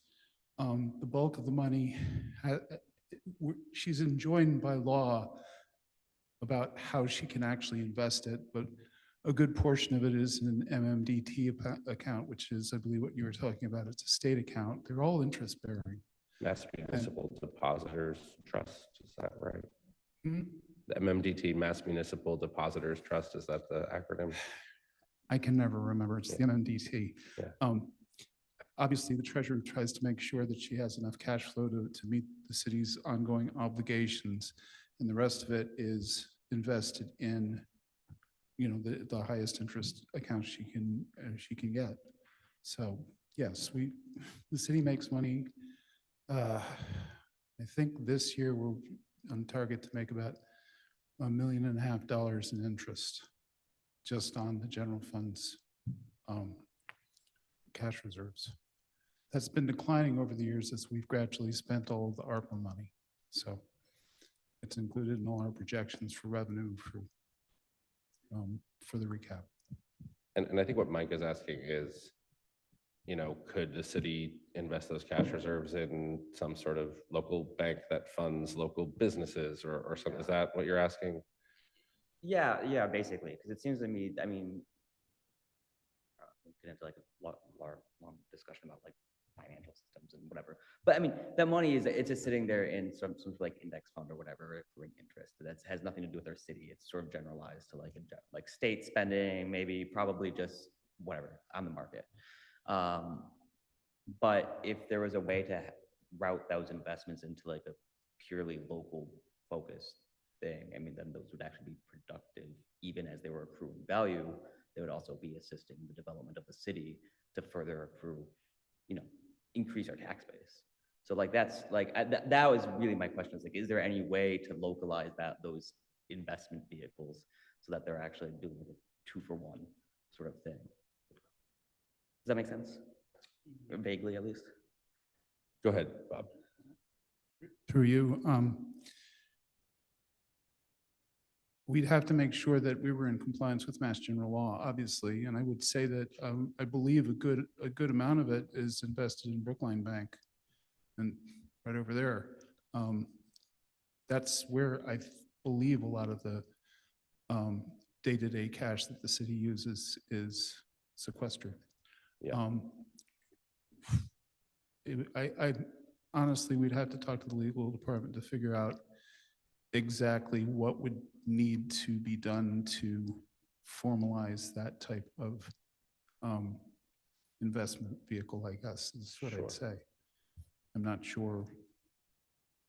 The treasurer handles the legal ramifications of it. You know, there's a bunch of things involved. For instance, we're not allowed to keep all of our money in one bank. It's supposed to be, you know, there's percentages that have to be kept aside so that if one bank has a problem, then we don't lose you know, we can still get all our money. So there's a bunch of different restrictions on how we actually invest the money. So. Yeah. Okay. Thanks. It sounds like, suffice it to say that in the short term, state law governs a bunch of this, and we are keeping our cash assets in the places required by law and also the places that gain the most interest, and looking at some more locally focused places to put the city's cash assets would need to be studied more and make sure it complies with the law that the state has. Okay, great. All right. Any further comment from members of the public on the budget?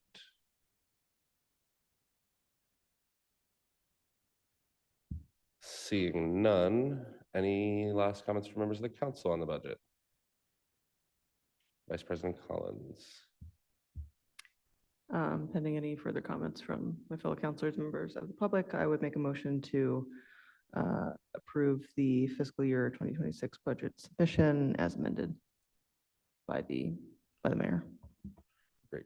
And so we have the revised submission, and then there was one amendment tonight, which was just correcting the words around I have it here, the $205,304,412.76. Great. Is there a second on the motion? Seconded by Councilor Sang.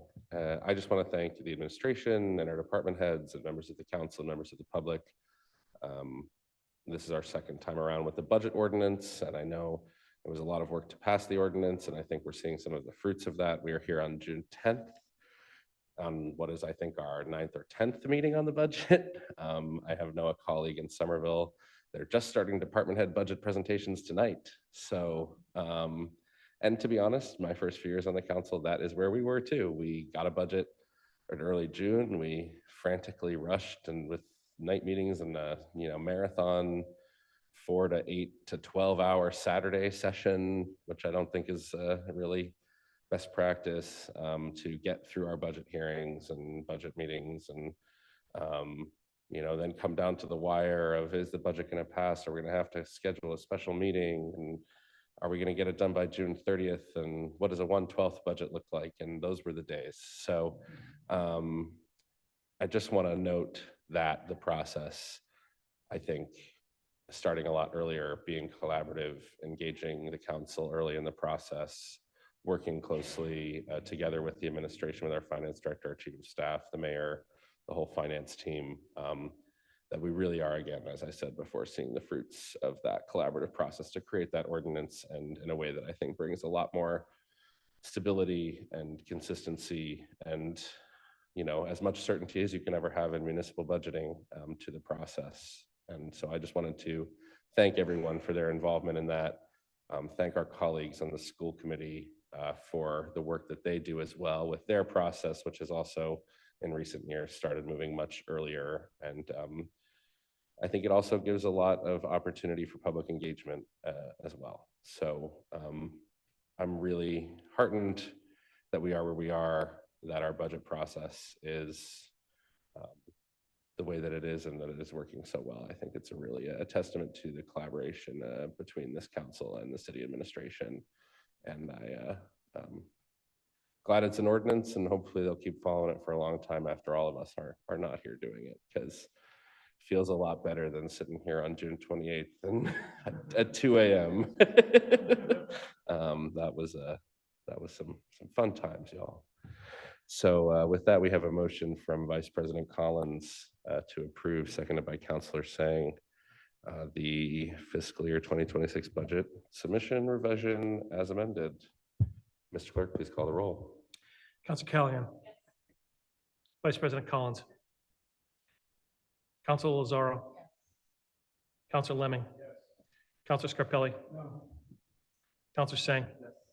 President Bears. Yes, 6 the affirmative, 1 in the negative. The motion passes, and the fiscal year 2026 budget is approved. All right, 25096, submitted by Mayor Brianna Longo-Kern, appropriation of free cash and retained earnings. Dear President Bears and City Councilors, I respectfully request and recommend that your honorable body approves the appropriation of 1, free cash in the amount of $2,136,519.19 on the following items. $1,469,519.19 to replenish the capital stabilization fund to $5 million. Current balance, $3,530,480.81. $271,000 for school network switches and wireless access points project.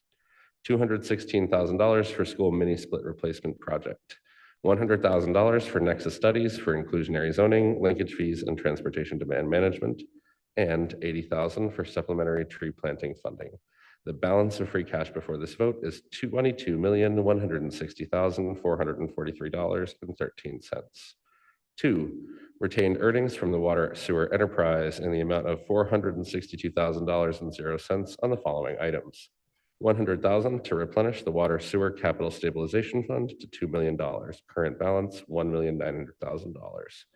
$150,000 to replace water backhoe number 70. $82,000 for improvements to Dunan Street Booster Station. $80,000 for Oak Grove Cemetery water service design, and $50,000 for Rosina Street small sewer extension. The balance of retained earnings in the water sewer enterprise before this vote is $10,953,475. Respectfully submitted, Brianna Longo Kern, Mayor.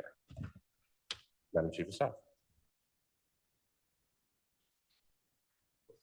Thank you, President Bears and members of the council. Just would be remiss if I didn't thank the council for its vote, and again, thanking the council for everything you've done, every one of you throughout this budget season. So, and I appreciate the budget ordinance as well, because I don't miss those days either.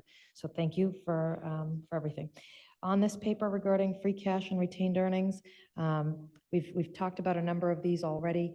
I don't really have all that much to say at this point. I'm happy to answer any questions, but in the interest of the council's time, I'll just simply say that we have members of the school department here who are available to answer questions on the school items. We have a member of our city engineer here who's available to answer questions on water and sewer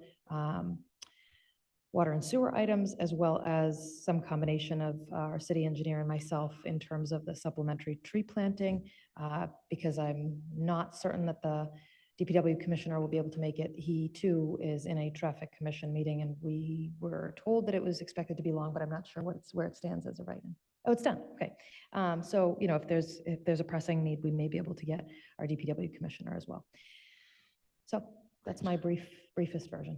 Thank you, Madam Chief of Staff. I do want to offer, you are here if there's anything you'd like to add about the items. Owen saying no. Noel, Jerry, I think only if we have questions. Councilor Lozaro. Thank you. I appreciate these expenditures. They all seem very reasonable and like a valuable use of both free cash and the water enterprise fund. I will just say, and I will probably continue to be very annoying about this, that the funding for the fire department dive team is something that I will not stop talking about until until I hear an adequate reason why we're not doing it. It costs $120,000, and if we have questions for the fire department, we should ask them, and then get answers. And then if it's not sustainable, I would love to hear why. Anything on this list that is a matter of somebody who died and it could prevent it happening again, I would love to know what it is, but that's one that is related to something like that. So similarly, I would love to see free cash expenditures used on our most dangerous roads that we have the capacity to fix, that are city-run streets. So just putting that bug in everybody's ear, and just letting you know, I will continue to be annoying. But for these expenditures, I love to see it. Let's do a little bit more. Thank you so much. Thank you. Councilor Sang. I'm basically with Councilor Lozaro. I think I do want to point out how helpful a lot of this is. Honestly, special shout out to Councilor Lemming for his work on the linkage fees, the TDM, the Nexus studies, and advocating for that, organizing us to push for it as well. I think back to I believe the first resolution I co-sponsored. Councilor Lemming worked a lot on that resolution, and this represents progress on that resolution. And to translate it from jargon into real effects, this gives us the groundwork to study affordable housing, to build more affordable housing, to know how to strategize. and how to do it in a way that best serves our community and our transit, and encourages the use of green transit. A lot of the school projects. These are a lot of projects that students and teachers and parents alike have been clamoring for a while. It goes hand in hand with a lot of the funding that we've passed over the last few months. And the 80,000 for tree plantings also very important. And while I suspect we'll need a lot more for that to really go at the trees deficit that we're seeing every year, it is forward progress. I also echo Councilor Lazaro's sentiments and the sentiments I think echoed, generally stated tonight, that we'd love to see even more being done in this. The dive team being very important, both to the fire department, to the city, and to our residents. We, talked, I think, over multiple meetings, some in budget meetings, some outside, about work that we could do in our parks, work that we could do with public facilities, whatnot. That's all, I can assure the public, this council will keep fighting for those going forward. And that will be part of the conversation when we talk about free cash and how we're going to develop that free cash spending plan. So I do also want to take this opportunity and thank school staff, city staff, especially those who have waited so long here tonight. And those who've waited for long meetings in the weeks past. The budget process is an arduous process. No budget is perfect, but this one has been more painless than a lot of the other ones I remember. And I think it reflects the spirit of cooperation and goodwill that we have working in the city hall right now. It's just, I think it's a relationship built on trust and understanding that progress will come, and that we'll have to make difficult decisions going forward, and that we will commit to making difficult decisions, especially about spending. But I'm grateful for all the collaboration here. Thanks. Councilor Lemming. Just like to echo my colleagues' views on this. I am I'm glad to see the funding for the Nexus studies that we've been asking for a while. Just to clarify to anybody watching city council meetings at 10:24 in the evening, these studies are going to be used by the planning department to put out bids to outside firms who will determine the amount that we need to raise our linkage fees to the modern day. Now, the linkage fees are the amount of money that we charge developers as a city who might want to, so that we can put funding towards our roads, our police and fire, our parks, and our water and sewer lines. And more recently, we have an ordinance going through to put linkage fees towards affordable housing.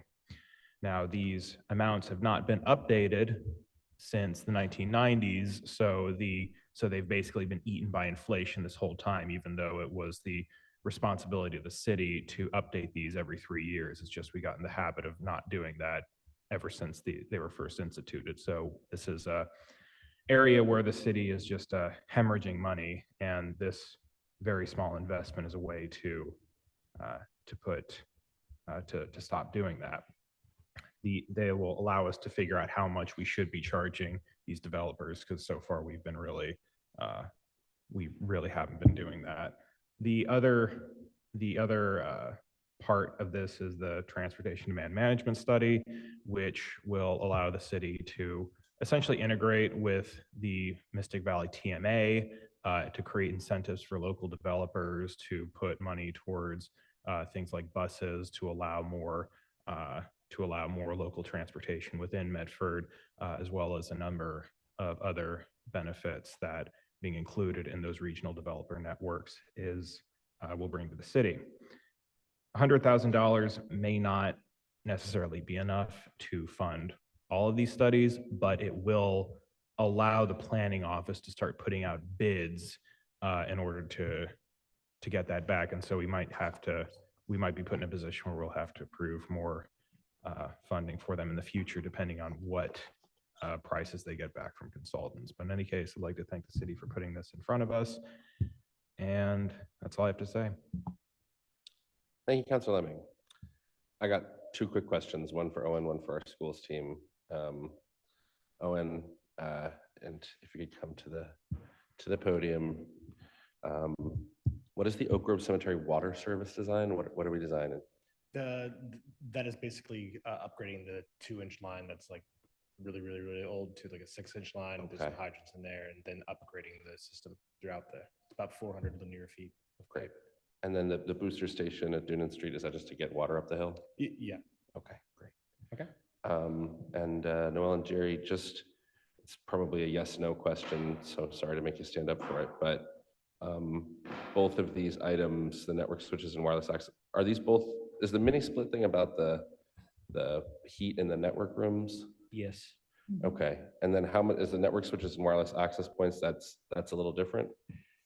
Yes, so there's all across the network, there's various points that have to be refreshed to keep the network coming along. So it's a larger project. This will be partially E-rate funded as well. Okay. But it's a major refresh of our network. Great. If you could, and I don't expect you guys to answer this, if you could get back to us just with an understanding of how will this make more spaces at the schools more available for the use for hybrid meetings? We had a hybrid meeting at the Andrews a few weeks ago, and the internet just wasn't up to snuff. We couldn't really keep the people on Zoom, and it was kind of an issue. So if you could just get back to us on Sure. that. I mean, it could fix some of that. There could be a bandwidth issue that we would have to address as well. Sure. But that would be great if more of the spaces were available for use for hybrid meetings, because we're pretty short on that right now. Okay. Yes. Thanks, guys. Thank you. Thank Right. you. Any more questions from members of the council on these two requests? Any comment from members of the public on this paper? Sure. Micah, 3 minutes, name, address for the record. Yeah, Micah Kesselman again, 499 Main Street. It's tangentially related to this, but I actually think it's important to bring up. So you're talking about studies, and as some of you may be aware, I am actually Medford's rep on the MCAC, Massport Citizens Advisory Committee. Because no one has replaced me, though I've been looking for someone to replace me for over a year and a half. So if you're interested in watching this and you want to have a position where you get to hear people have really sad stories and have no power to do anything about it, and then hear a bunch of other people say, You're not "Oh, selling why it. don't you used to being in If our you airport?" hate airplane noise and you want to take over for Micah, who has done a good job. Yes, that'd be great. Please, I'll help you through it. Anyway, I would be remiss if I didn't strongly encourage that when you're performing cities, especially when it comes to housing and suitability for habitation in different parts of the city, to consider noise studies too as part of that, because there are certain corridors in our city that, whether people realize it or not, to a not insignificant, really no portion of the population is insignificant, but to a chunk of the population that live under them, have documented deleterious health effects on them. So it really does need to be taken more seriously and taken into consideration. That's also not to forget to mention that one of our schools is directly under a flight path too, which has noise issues and also has likely negative impacts on learning outcomes for those impacted by it. It's also just insane to have airplanes aimed at your schools when they can just be moved anywhere, like 100 feet to the left or something. So I just wanted to sort of advocate for that since I had the chance to, and it's about this paper, so thanks. On the question, we had the motion from Vice President Collins, seconded by Councillor Sang. Seeing no further public comment in person or on Zoom, Mr. Clerk, please call the roll. Council Callahan, Vice President Collins, Council Lozaro, Council Lemming, Counselor Scarpelli? Counselor Singh? President Bears? Yes, 7 in the affirmative, none negative, the motion passes. We have 2 ordinances eligible for third reading, flood ordinance and parking ordinance. Motion to take papers 25067 and 25078 off the table. Second by Counselor Singh, seconded by Vice President Collins. All those in favor? Opposed, motion passes. 25067, amendments to the flood ordinance, chapter 46, article 2, in City Council, April 29, 2025, approved for first reading. Advertised, May 29, 2025, meant for transcript in Somerville Journal. In Council, June 10, 2025, eligible for third reading. Is there a motion? On the motion to approve for third reading by Vice President Collins, seconded by Counselor Singh. Can't go that fast. And this is the flood ordinance amendments.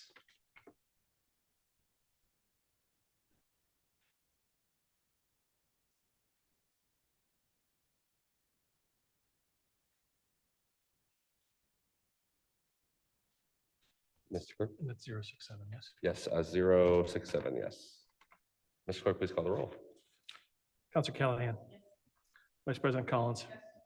Counselor Lazaro? Counselor Lemming? Counselor Scarpelli? Counselor Singh? President Bears? Yes, 7 in the affirmative, none in the negative, the motion passes. 25078, amendments to the parking ordinance, chapter 78, article 3.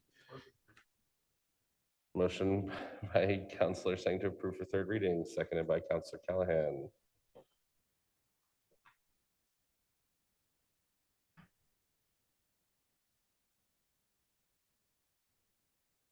Are you ready, Mr. Clerk?